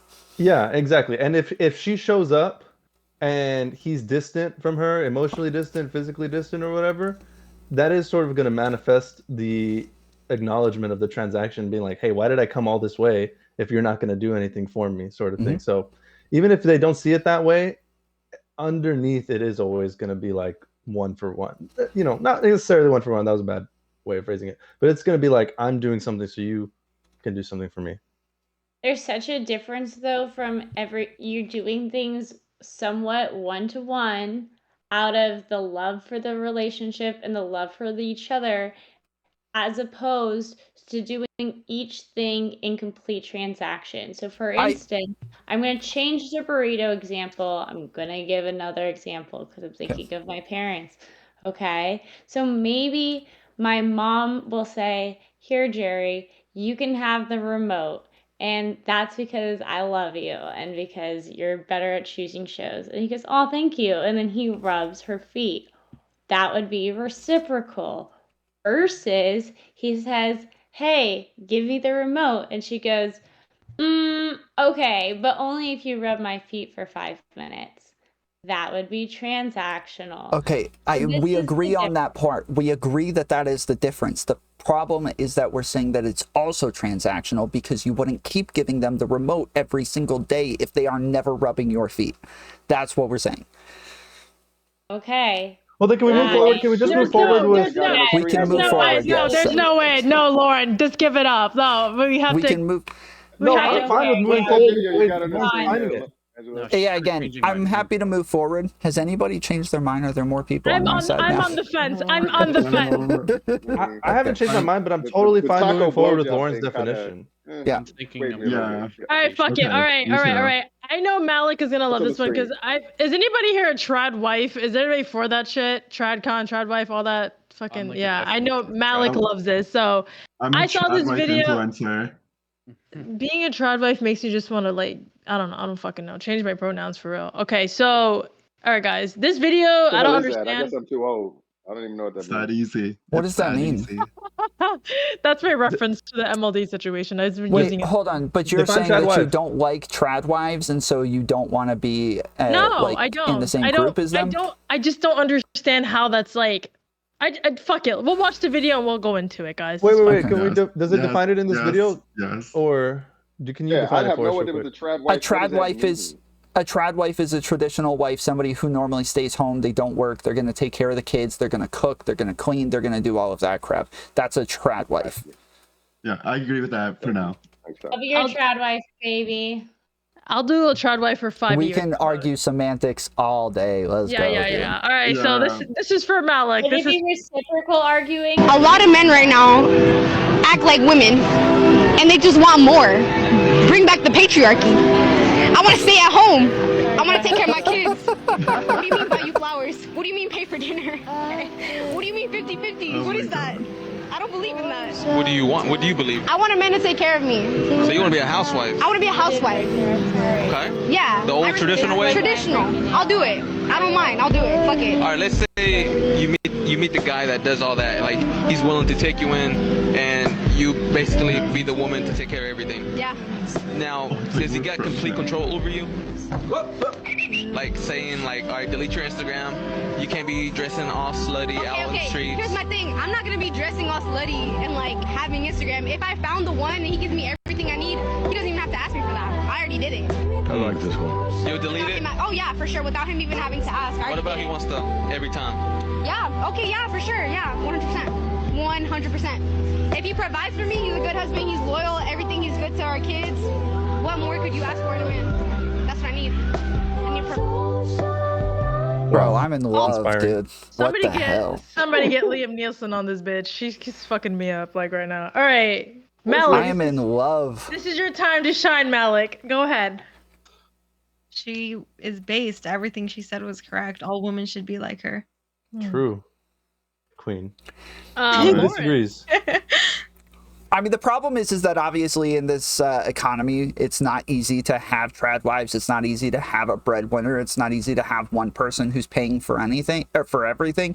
But like, dude, when the words like come out of her mouth, like I want a man to take care of me, like it's just so like I love hearing that. Even it's so attractive. Like, and I think that we're trying to move away from these things so that people have options of equality, so that if you don't want that, you're capable of choosing something else, and that's fine. The whole idea of like bring back the patriarchy where you're forced into that scenario, obviously that's not great, but I still find it attractive that women want that sort of lifestyle. I would want to be with somebody like that. Okay, other Lauren.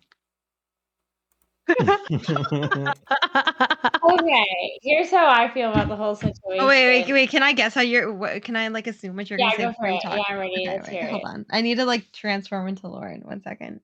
Okay. Okay, and then actual Lauren. So how I feel about this is, I would love for a man to take care of me and stay at home and, propose to me now, like I'll do the dishes.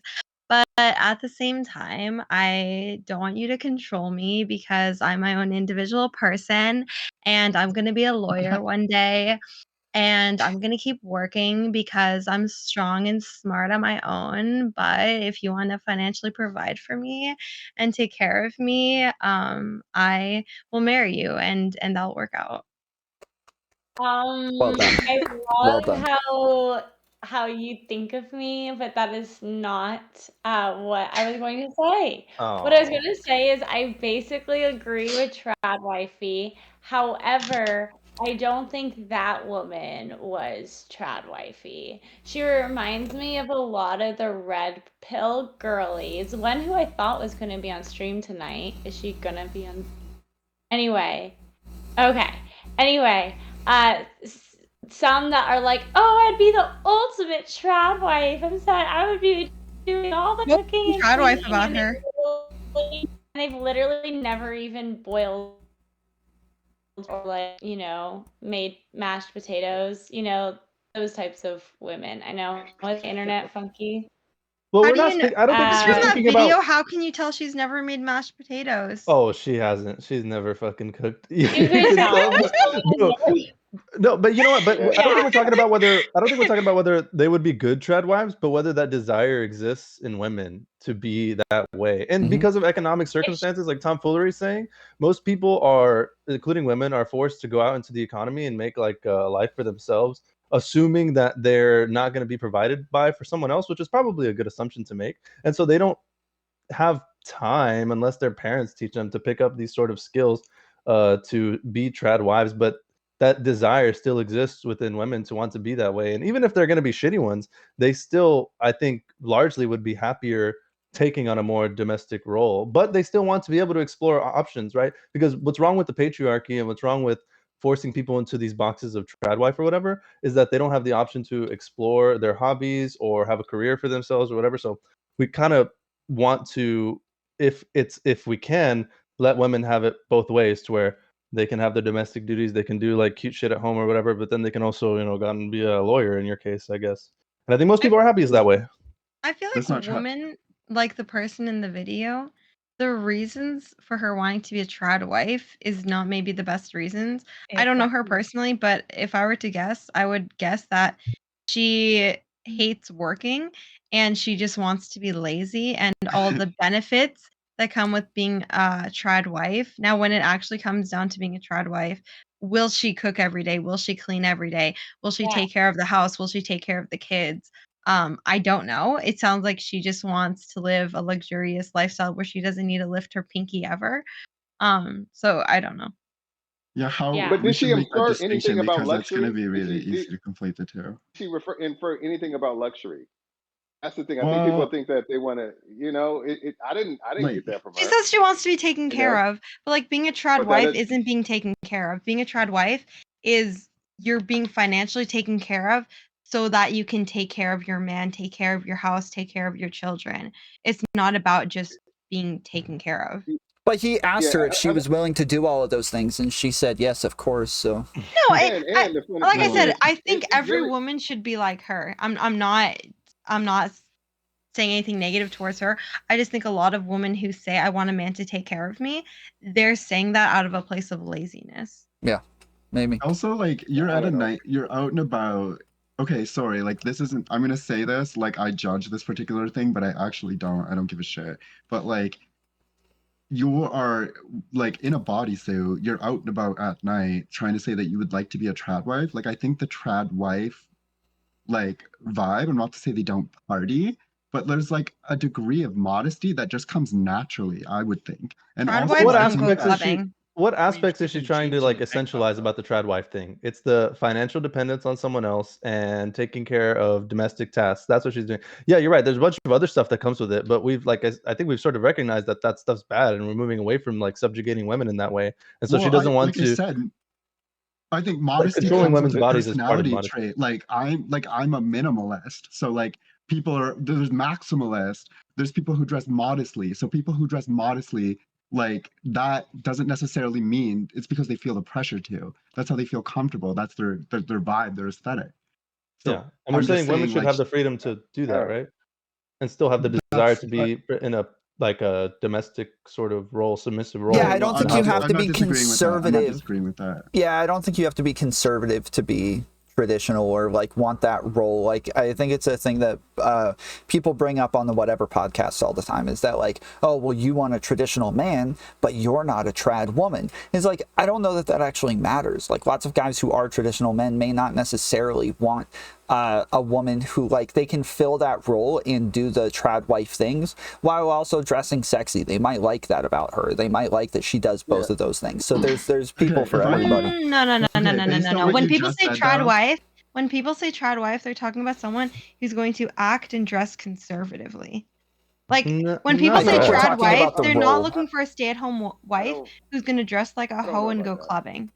I think we're talking more so about the role. Thing, I think it's a little bit extra because, like, in our marriage, my wife didn't work for the first 10 years. When we had our first kid, we decided that she wasn't going to work for the 10 years until our last kid went to school. And now, she's doing her thing. If somebody started a business and they wanted her to help out, and now she's doing her thing and she's making a little bit of money. But it's just like, it was like for the whole time, I guess she would be considered a trad wife. She did the 90% of everything related to maintaining and managing a household. And she still dressed sexy.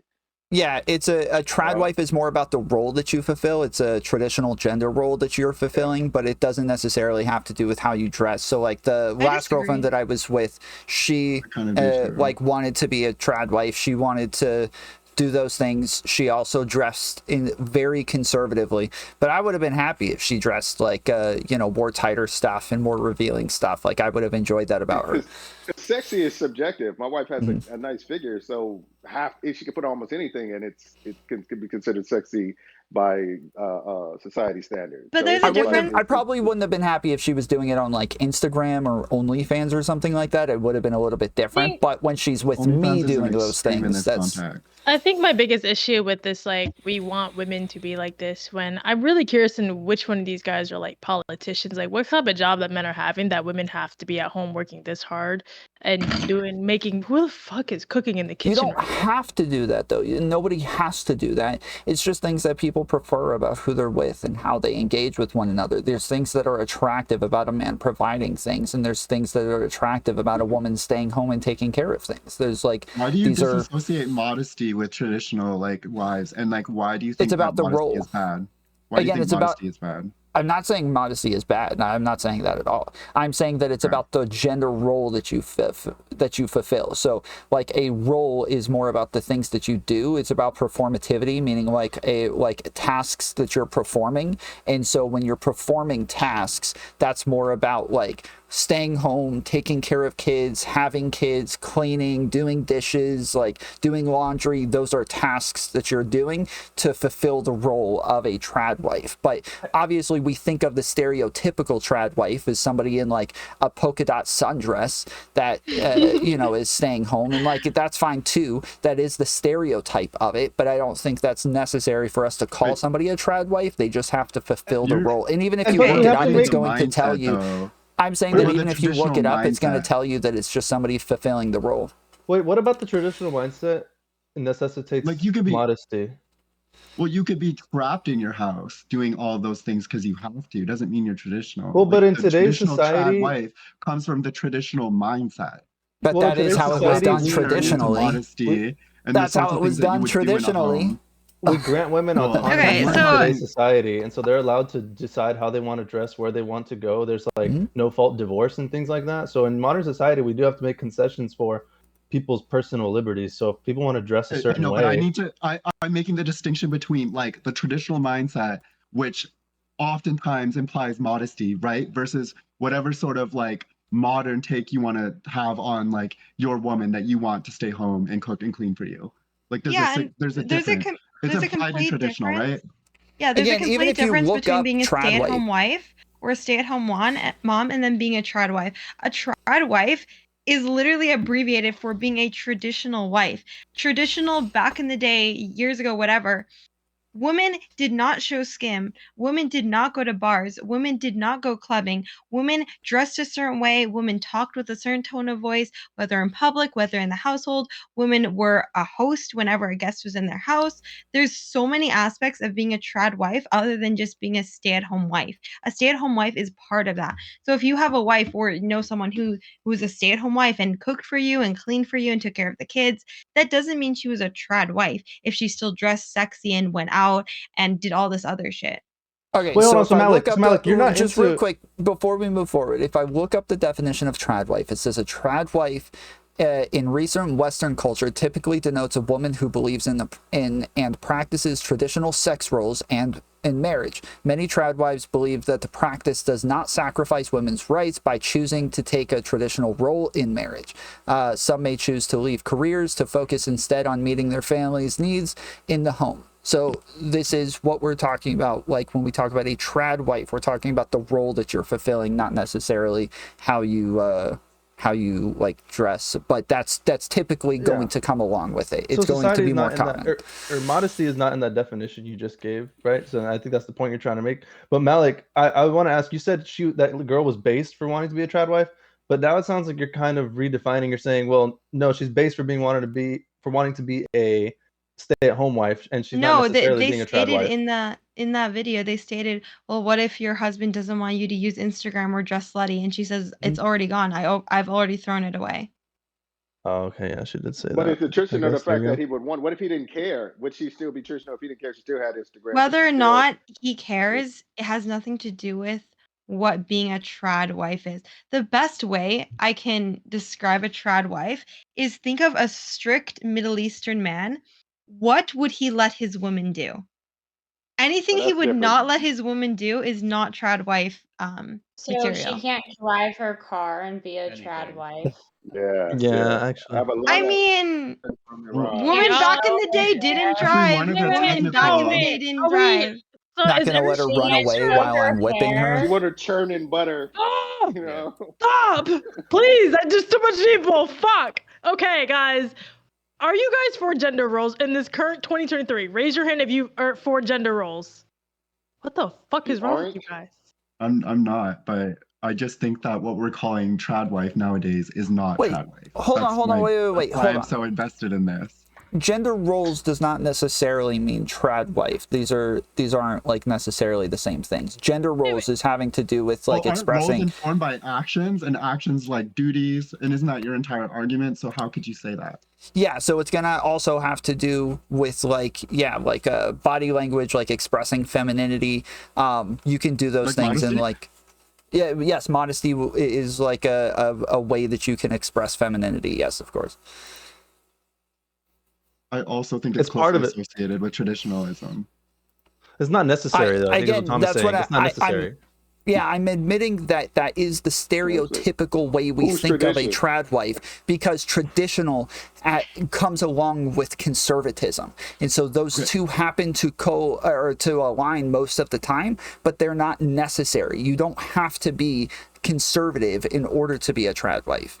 That's kind of my point. Concede right now that my understanding of what's happening right now, I feel like Malik and I are talking about stereotypical traditional wives. Yes. And you might be talking about your modern interpretation. So in this particular context, I could understand why we would be using a modern interpretation. But why are if there's people who still allude to the stereotype, then how does it make sense to use the modern one? Why is that more important than the, I'm saying than the stereotype? I'm not. I'm saying that you can do both. I'm saying that you can be both. You can be a trad wife and dress provocatively, or you can dress, more covered up. Wife. Like, you can do both. Well, Tom, would you be opposed to using like a different phrase or whatever to describe this? Modern trad wife. Modern trad. There you go. Are we okay with that? Yeah, I agree. Yeah, definitely. All right, great. Modern trad wife, no modesty, got it. Not no modesty, but that they have the autonomy to, because a trad wife would also not have a job, right? Would not be able to have a full-time job. So it's like, it's the having a job, modesty or lack of modesty, again, the ability to leave the relationship whenever they want. I don't know how long have we had no fault divorce? It hasn't been like more than 100 years, right? So that as well. So it's like the things that we grant women today as freedoms are encompassed in this idea of modern trad wife, that weren't traditional. Before we continue, Malik, did you want to head out, or do you? Or I can stay a little bit longer. I've been live for like 7 hours. So I'm probably gonna head out soon just to break off, because after this I do need to go live on Twitch as well. But I'm good for a bit more, Angela. Okay, cool. Just want to make sure. Okay. So, I mean, Malik, you're saying that you would want to be a trad wife. You think the things that she's saying are base, but you also do dress provocatively. Do you think that nobody should ever consider you as a option to be a trad wife? Well, once you get a man. So right now, based on my definition of trad wife, I am not trad wife material at the moment. I'm not. Like the way I dress, my tone of voice, the fact that I engage in very heated arguments with men on the internet, the fact that I am making income for myself. There's multiple aspects of my life and lifestyle right now that are not traditional wife material. So you would sacrifice those things if you had a man? So I think she's saying she's not ready. I'm not opposed to sacrificing those things if it was important for me to the man I'm with, but at the same time, I don't consider myself to be 100% a trad wife. I'm just pro trad wife mentality. Okay. And I would be okay with adapting to that lifestyle. But right now I would not say I fall under that. Is anybody here on board with the idea of bringing back the patriarchy? Yes, very much so. I think it's still here. Yeah, it's seriously. Still, right? We had this debate yesterday. Yeah, we had this debate yesterday. Yeah, wow. Sorry. Wait, am I the only one that's not for the patriarchy? Am I the only one here? No, Malik's the only one who is for the patriarchy. We should continue to trivialize it, is what I'm saying. Yeah, Malik is the only person who's in favor of the patriarchy. The rest of us, men do not so things much. better. I don't understand what you mean when you say that. I don't fucking. Not everything, right? I don't I get think you can this think is of a the few point, things that like, women do better, right? I think this is part of the problem, is that, like, so lots of times we have trouble delineating between two different concepts, and this is what we were talking about earlier with like transactionalism and reciprocation, is that like they can be the same thing while they are separate things. Men can be better at things on average or most of the time, while sometimes women are capable of doing those things anyways. It's the fact that you give them the option and the ability to do those things that makes us feel like we're separating from what the patriarchy is, instead of saying that like people have to be set in these roles and they necessarily have to do the things that we expect of them. Instead, we give them the freedom and the options, even though I believe that if we had as much freedom as possible, we will end up back to very similar traditional gender roles for the most part. But I want people to have the freedom to choose not to do that if they so wish. Well, can I ask you a question, Neve, about this sort of thing that Tom just said? So if we were to somehow, and this is impossible, right? But if we were to somehow eliminate all social pressures for people to be certain ways and take up certain roles based on their gender or whatever, but it just so happened that people sort of fell into those more traditional gender roles. Obviously, they still have autonomy to have jobs and all the things that we described that come with modern society. Would you say that we still live under a patriarchy under those circumstances? If there was no social pressures, but people just fell into those roles, like naturally, I guess, with no coercion. I don't know. Is it okay? I would say the patriarchy probably happened Yeah, naturally, you don't but I have to think answer, today we would consider it differently. But I think that's sort of what a lot of people think of as when they say we have the patriarchy today, like it's still alive. I mean, I would even agree with that, but I would say that it's dying. And it's probably in some parts of the country, maybe even complete, like in the opposite direction. But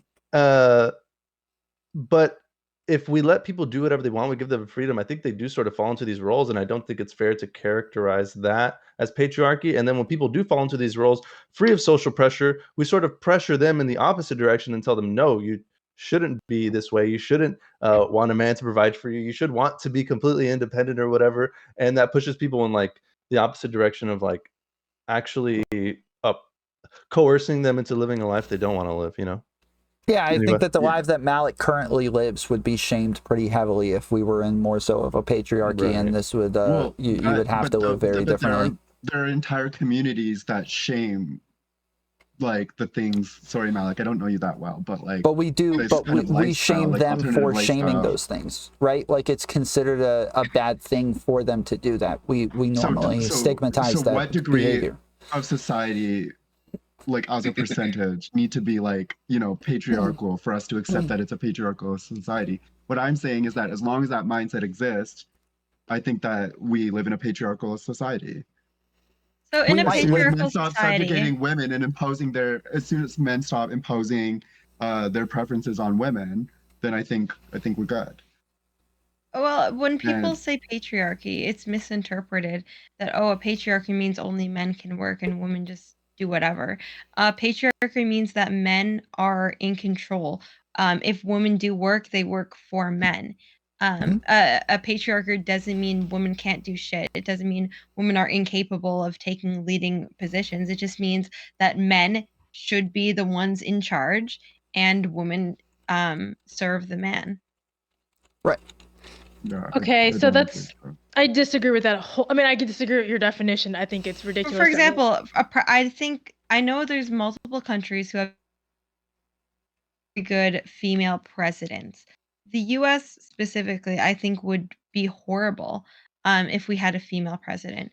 I think that being the leader of the strongest nation in the world, that role should go to a man. I think our last couple of presidents have been extremely disappointing, but I think worse than having nothing. But if it had to be a man or a woman to have such a strong leading role, such as president, I think a man should always take that role. Why? Okay, if it was between Condoleezza Rice and Joe Biden, who would you vote for?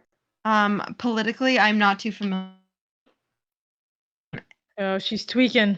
Her internet is tweaking. This takes me back to the point that I was making earlier, that it doesn't necessarily have to be that way all of the time. So while I agree that men by far the majority of the time are going to do better in those positions, that doesn't mean that there aren't going to be some times where women are going to be the better option.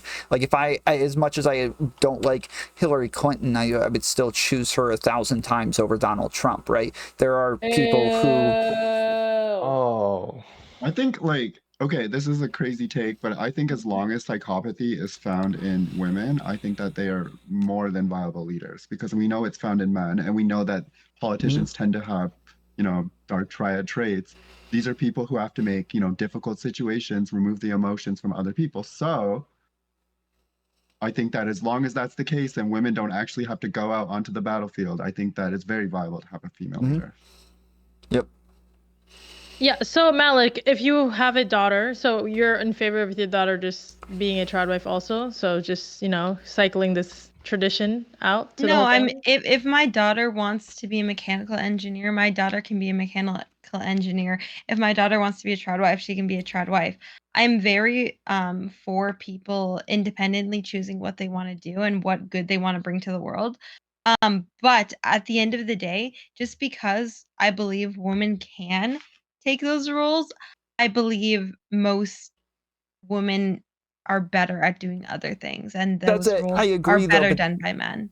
That's kind of what I'm saying, is that like even though I believe men are more likely going to be in those positions, that doesn't mean that I think there should be some sort of social pressure to force women out of those positions or make them less likely to fulfill those positions. Like patriarchy already is this like reductive idea of what it is men and women can do, where we see, okay, well, men are stronger, they're more capable, so let's just have men work, and then let's have women are weaker and they're more empathetic, so let's just have them take care of kids. Like just because it's more common common doesn't mean that that's all they can ever do. There's like humans are extremely complicated beings, and we have exceptions all over the place. And let's fast forward to an egalitarian world where construction workers are equally male and female, right? That would never happen. It's again, it's about it's about having the option to do so. Where it was completely equal, and you have 50% of construction workers being women.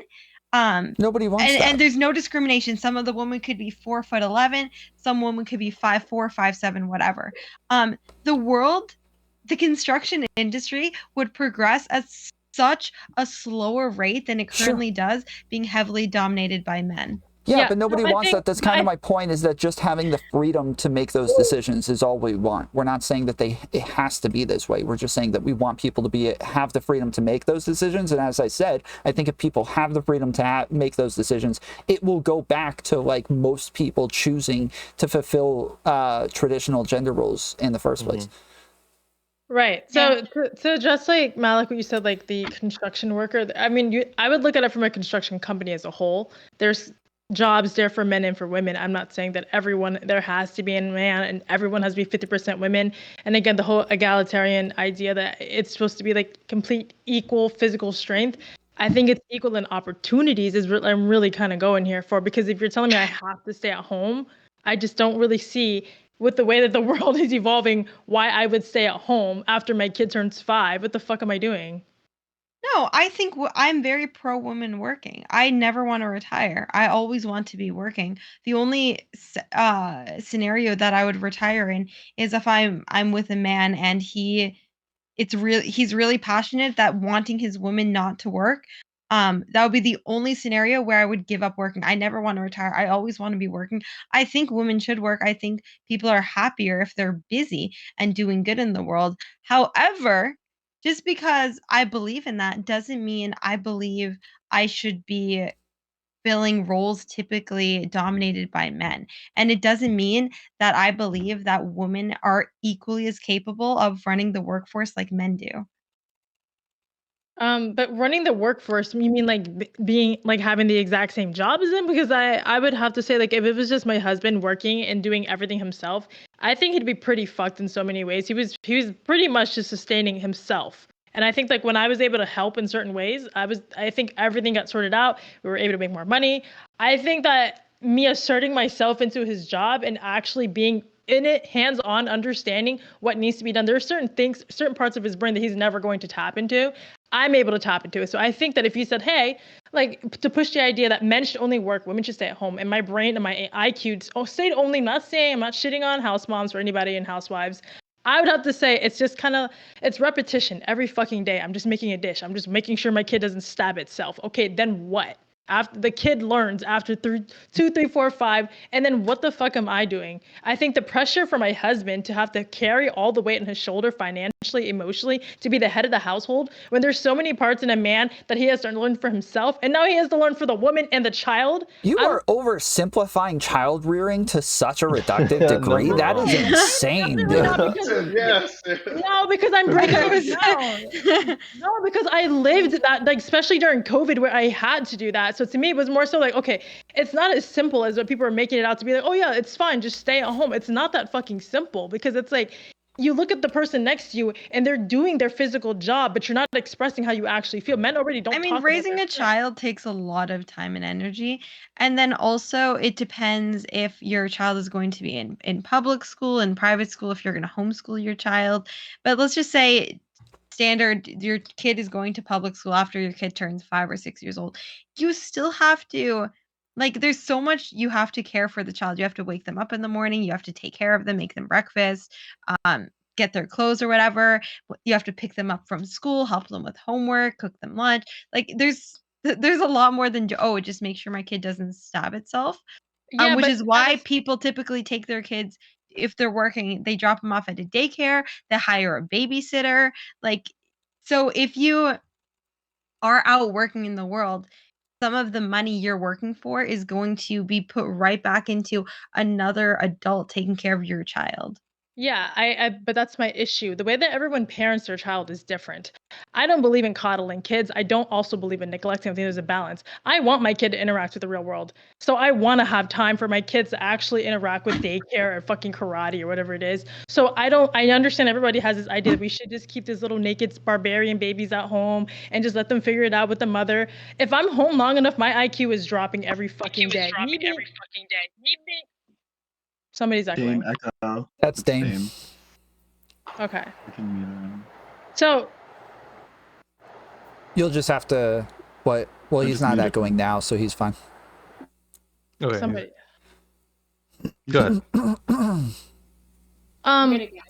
I believe everyone's parenting style is just different. I personally just believe that it's not that I'm working to take the money. Like that's as if you're working at like a 9 to 5, whatever you make, you put straight into daycare. I think that's stupid. That's like obviously a net loss. But the way that I view it as like the way that our lifestyle is and the way that we will have our kids, I want them to be interactive with the world. And I also have to be out there to understand the way the world works, the way the world is evolving, because I can't teach my kids shit if I'm just at home watching Desperate Housewives or some shit. That's why we're saying women should have the freedom to pursue careers and stuff and have hobbies, and eventually, like, we still what? No, my mom was a stay-at-home mom. She had 5 kids. She was also a teacher. She homeschooled us for a long time, then eventually went on to teach at universities after we all went to public school. Like, she was a very knowledgeable person and had degrees and all sorts of crap. Like, she was capable of doing these things and being a stay-at-home mom at the same time. Okay, Tom, how old are you? I'm 35.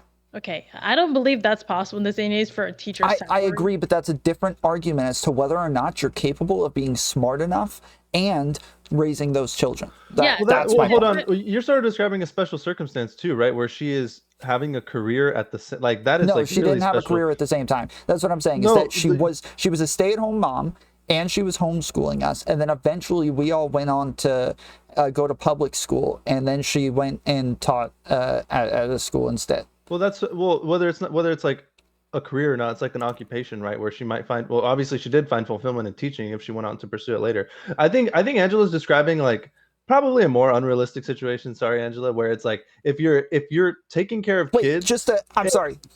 Real quick. Just to clarify, her point is about time. Her point is about how much time you have if you're a stay-at-home mom. And my point is she was saying that you couldn't possibly have this time to also be educated, also learn enough things, and be challenging your kids and teaching them and making sure that they're smart and understanding this stuff at the same time. No. I think maybe we're all going anecdotal. My mom stayed at home. She raised the fuck out of 4 kids and she sucked at all of us. Okay, all 4 of us have 4 different personalities and we're all fucked up in some form or way. And I'm not joking when I say that shit. My mom did the same shit every fucking day. She was on government assistant. And then she'd go and fucking do nails. She attempted. I'm telling you guys, I think everyone's circumstance is different. But in my specific scenario, I don't believe it's realistic for a woman to just stay at home and not have any sort of challenge in her life. I think it's more realistic for her to be hands-on electively. Obviously, after the kid's 5 years old and he's going to daycare, that's if you choose for the kid to be daycare. If you want to raise them and then go be a teacher, then obviously you have the teacher bone in you. My mom was not she never signed paper in her life. And, she doesn't know how to fucking read. So to me, I don't want my mom teaching me. I don't think it would have been the best scenario. Sure, but that's a different, like, you're talking about things that she would have learned in the freaking 2nd grade. Like, that has nothing to do with her being a stay-at-home mom. But everybody has a different comprehension level when it comes to education. So if you can barely teach yourself, how are you going to teach your kids? Wait, I don't know what we're talking about. I'm sorry. I like it genuinely. You're saying, hold on, I just want to understand where we're at. You're saying that there shouldn't be a social what are you saying? Can you just repeat what you're saying? Oh Lord. Okay, because the reason why I got this deep is because everybody's making it complicated as if I can't say this. Simplify it, please. I'm basically saying everyone's circumstance is different, but I don't believe a girl or woman in this day and age just staying at home, being a mother full time is productive for a human life to raise another human. I just don't believe that because what is she watching? Trash TV, Too Hot to Handle? That's your belief, though. Well, I think she's right. I think if somebody literally just stays home all day and has no hobbies, no thing that she goes outside of the house and does, Okay, well, nothing else that typically, occupies her time, yeah, that's probably going to be really bad for Yeah, anybody. but we're talking about whether or not it's possible, whether or not they did. Like, it is possible. We should all agree that it is possible to do both of those things. You can be a and smart also person and a stay-at-home mom. I don't know the percentage, but I would say the vast majority of stay-at-home moms are homeschooling their kids. That's usually the reason they're a stay-at-home. Like, their kids aren't just in public school and they're just bumming at home alone. They're typically staying at home so that they can educate their children, so that they can give their children the time and attention so they don't have to hire a stranger to do it for them. But for how many years, right? Until like what, like they're 5 or 6, and then what do? You Why like stop you at 5 or can't just 6? stay at home and do nothing. Like that is always going to be detrimental. Yeah, no, I'm agreeing with you, Angela. That's why I agreed with you after you restated. No, I Yeah, disagree. what? So wait, somebody can find fulfillment and have a happier Staying life at if they just stay at home home. staying at home doesn't mean being a literal prisoner to your home. Like, you Yeah, can leave the house, you can go out with friends, you can go grocery shopping, go to the park. It just means Well, there you go. that you're full time, you're spending at least 8 hours a day taking care of your household and your children. Yeah, you can take online courses. You can you can there's a watch lot of stuff freaking you can do. Tomfoolery There you go. and That's get what we're challenged saying. on. Yeah, No, that's what we're that's saying. not what Angela's saying. That is I'm not what saying, Angela's and I'm saying. saying, if that's gonna spark an interest in her, don't you think that she's gonna want to go out and do these things? You know what? I want to be a YouTuber like Tom. I actually want to go out and go She be. can do a that fucking from YouTuber. home. Yes, Yeah, but exactly. that's just one of many examples. But that's what I'm saying. You can't do both. How can you do both?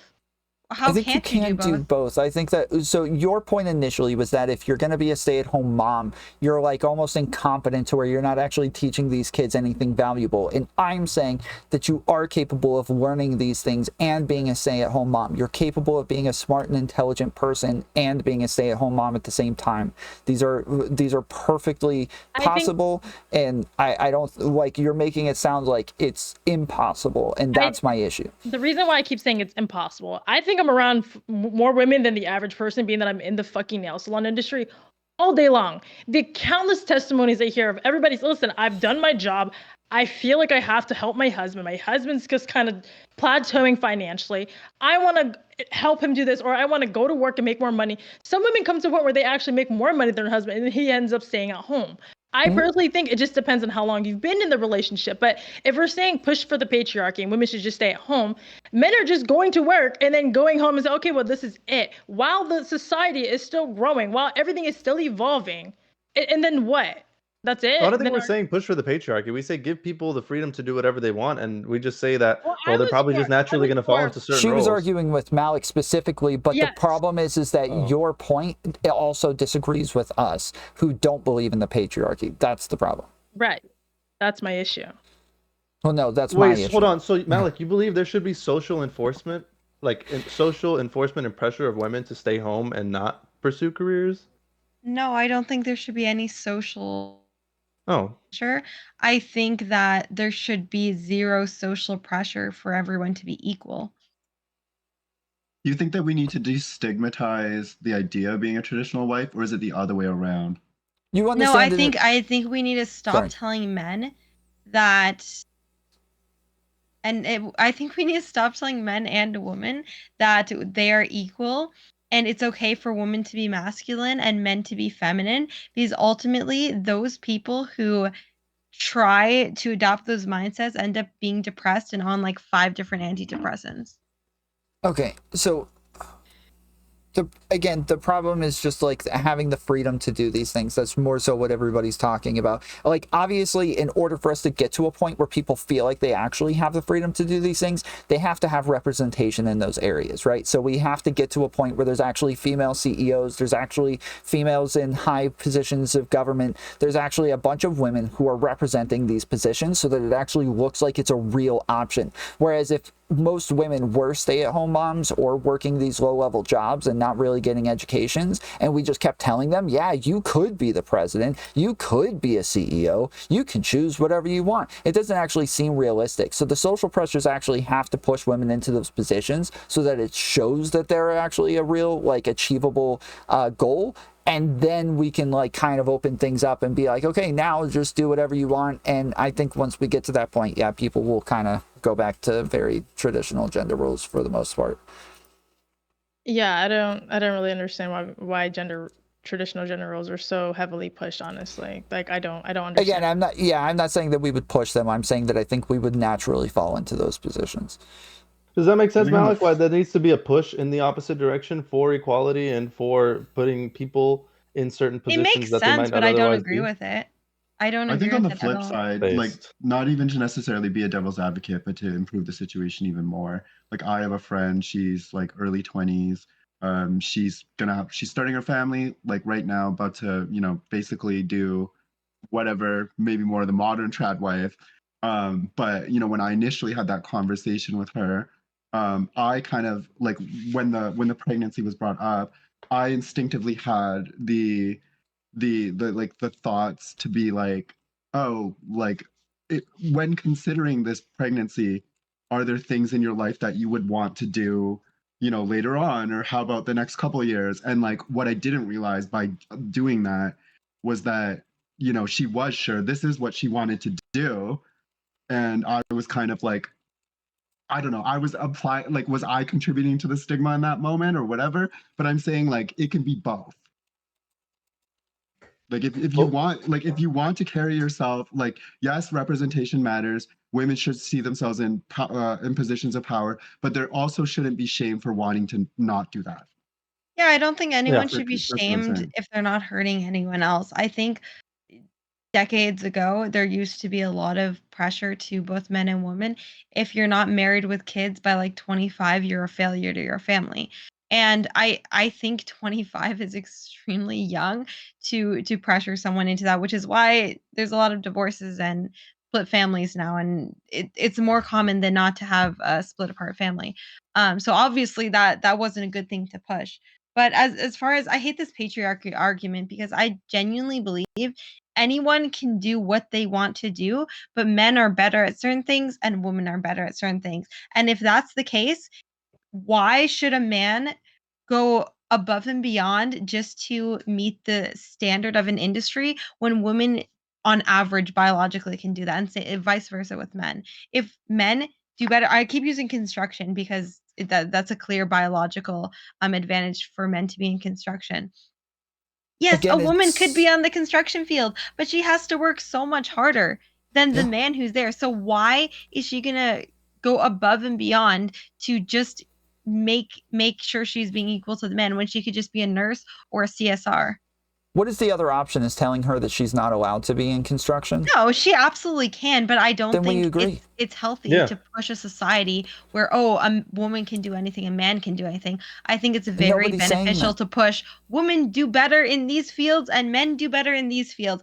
At the end of the day, it's your choice, but women do better here, I men think do we all better agree there. on this. I don't think anybody thinks that like women are going to be in the NFL or the NBA anytime soon. Like we all agree on that. It's more about how they're treated, and it's about the equality of opportunity. Nobody thinks that when we say men and women are equal, that means that women have just as big of a penis as me.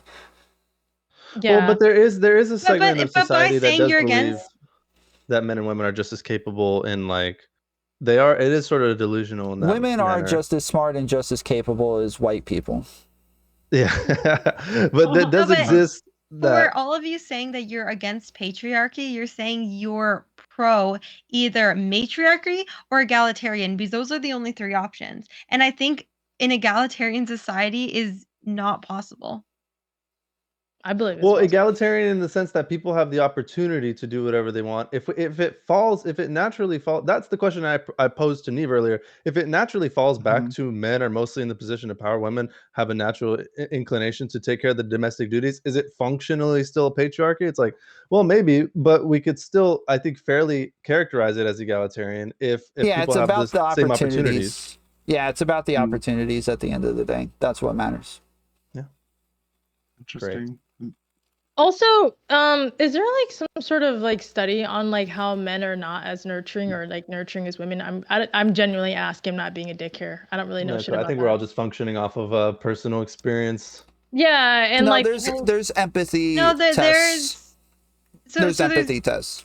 that I know of. I don't know about specific studies, but there have been studies of things that kind of prove women are more nurturing and children are more inclined to cling to women versus men. One example is if you have a bilingual parent. Okay, let's just say the father is bilingual, the woman only speaks English. When that kid grows up, 9 out of 10 times that kid is only going to know English. But if you flip the scenario and you have a bilingual mother and a father that only speaks English, that kid will most likely grow up bilingual. Yeah, but that's to me that sounds like a social setting as to why the kid became bilingual or not. I'm asking for like a biological or psychological like which part and why men are more nurturing or less nurturing. Like that's what I'm trying to understand. Because if we went off of that, it could literally be anything. We don't understand the human brain to that extent to where we could actually do it in the way that you're talking about, but we can only test how people are, how women are. It could be that women are socialized to be a lot more empathetic, but currently women are more empathetic. And you would think that if we understand that estrogen does make women a little bit more emotional, and we're probably more empathetic when we are emotional, it makes sense that women would be more empathetic and therefore would be a little bit better at child rearing. I think another argument as well is in like early, when the child is like in its infancy or whatever, I think like the female's forearm, is it not longer than a man's for the ability to like cradle a child? Like that is a degree of nurturing. I don't know if this is true, but I'm pretty sure. I don't know about forearm length, but I'm pretty sure I don't know, whether it's you're something 5 in the foot or arm. 6 foot, you can hold the child pretty well. Man, this Yeah, sort but, of like, you know, on the phone, I don't know. this sort of like psychological or no, sociological reinforcement versus like biological essentialism or imperative is such, I don't know, I've been dragged into so many of these types of conversations recently, and it's so boring because I think we can all see what's going on in the world, and it's like whether it's sociological or biological, people want to be certain ways, and if they do what's making them happy, that's what matters at the end of the day. And instead of like, well, is there social pressure, and if we were in a different society, might they otherwise be doing things that make them happy, but they're not doing it right now? I mean, it's just so like unimportant to me. But plus we do know, and even if we do test these things, like do women score higher in empathy, do women score higher in emotional intelligence, there's just no way to know if it's like sociological, like socially reinforced versus like not. It's just so boring. Well, I I don't do know with if the it's arm thing, it's boring. not true. Men just have longer arms. That's, yeah, anyways. I just Nice, wanted to say Neve. that. I don't know if I would say, fuck, Neve, you threw me off. I was just gonna say. You're saying you don't know if it's not boring or it's an interesting thing well, to talk about, if it's well, biological versus yeah, social. because you're saying like if it makes people happy, but if something makes you happy right now, let's say like you do drugs right now, it makes you happy, but like in the long run it hurts you or it's bad for you. Just Well, because well, that's a harm, right? If it's bad for you in the long run, then well, yeah, that's but bad. how would you know until like the results came? Like, let's say right now, your traditional gender role makes you happy because that's what you've been taught traditionally to do, and you do it, and then like 5 years, 10 years down the road, you realize like, holy shit, I'm miserable because. Well, we can poll people who've been alive for a long time. That's how. Wait, what?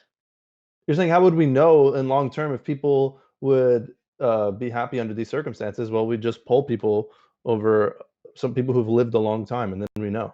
Yeah, we'd look at But the have they- suicide rates, we'd look at the divorce rates. These are all like showing that people are unhappy in the relationship with themselves, all the above. Like, why would you Well, kill then yourself? you'd have to prove it's because of traditional gender roles or whatever, right? But like, Or if just like society. yeah, But like you'd have to prove it. okay, would you quit your job if you were getting paid a fuck ton of money? Like, you wouldn't just quit your job and just kill yourself. Like, to me, if I loved my job, I love my gender role, I love my kids, why would I kill myself? Life is going so well, why would I kill myself? Well, you would It may not report have to do with unhappiness at the how very much money least. you're making. It has to do with how much stress is on you and how much like Because how it's the hard traditional gender roles, because we keep going back. But you said if you're making a ton of money, would you kill yourself? That's what you said. And I'm saying that it doesn't have to do with how much money I was you make. asking Jay as like a hypothetical. Like, would you, if you love something so much, you were getting paid a fuck ton of money, would you just kill? Because he's saying like, how would you know that that's why they're killing themselves? But if they loved their job or loved their role so much, why would they think about, oh yeah, you know, life is going pretty well, I think I'll just, you know, drive off the bridge today. Like, who does that? Okay, so sure. So it can't be that like they're having trouble with their family or their wife or their, you know, any love interests or their kids, or, you know, that there's stress in other places in their life. It has to be that it's their job. their job relating to, if your job solely is to be a man and to go to work and you go home to your wife who is completely disconnected, the only thing you guys can bond off is your kids. Like, I think people have many roles in a relationship. You're a father, you're a man, you're a husband. Like, you have multiple roles. So if your only role that you're engaging in is just to be a father and a man himself, because you're in that moment not engaged with being a husband because of your role to be the provider, to just literally go home. The number one cause, and you can correct me if I'm wrong, but I believe the number one cause of male suicide is work stress and work pressures. So I agree that men aren't happy working a lot of times, and that's typically men above the age of 40. But at the same time, if men aren't happy and they're killing themselves because they're stressed over work, the solution isn't, oh, have more women do those same jobs. I think it's a completely different aspect where there's too much pressure put on men to do those jobs. I don't know. I worded that so fucking bad. Well, I hope you hold on. understand what I was trying to say. I don't, I worded that honestly. so bad. But to go back to what Angela said, to go back. I know you didn't mean to contradict yourself. So I guess, like, again, like what you're saying, Malik, like my issue is like that is a huge pressure on men to have to be the sole provider, and not everybody knows what they're doing. Not everybody has a silver spoon in their mouth, going into this work environment and the people around them.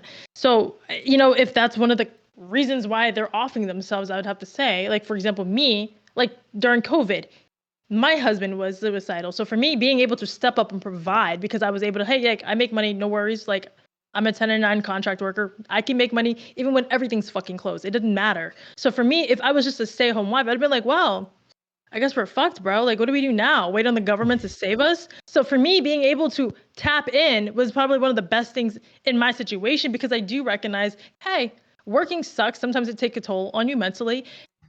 We can just kind of sometimes. I never once said women shouldn't work. Just real quick, because I want to provide an alternative to what I understand suicide rates to be attached to. It seems to be more so attached to like stigma on men showing emotions, being able to talk about their feelings, being able to express how stressed they are, being able to go get therapy without some sort of stigma attached, being able to take some sort of medication for depression. Like, these are the things that seem to be the top causes. Those are factors, but I believe like men are expected to be stoic and unemotional and not have these problems, and so they just have to deal with it and hold on to it and keep it down inside, and that seems to be what leads to most suicides. But the actual reason is work pressure and work stress, and then financial stress, I believe, is the second highest cause, which is, again, like, just in regards to working. So if women start working at the same rates and men are still committing suicide at higher rates, I don't think if more women work, that's going to help men's issue. That's not what I'm asking. I'm asking if women are working at the same rates and men are still killing themselves at higher rates, would you change your mind on that issue?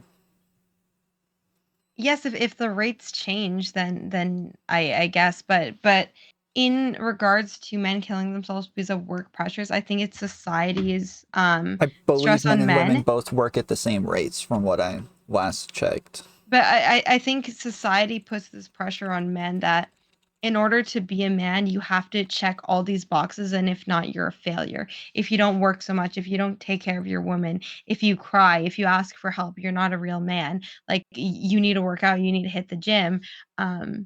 Yeah, and I think, like, all those issues, like, contribute to that, which I think is negative. And I also want to clarify, because I spend a lot of time talking about, like, oh, what a trad wife is and like patriarchy and this.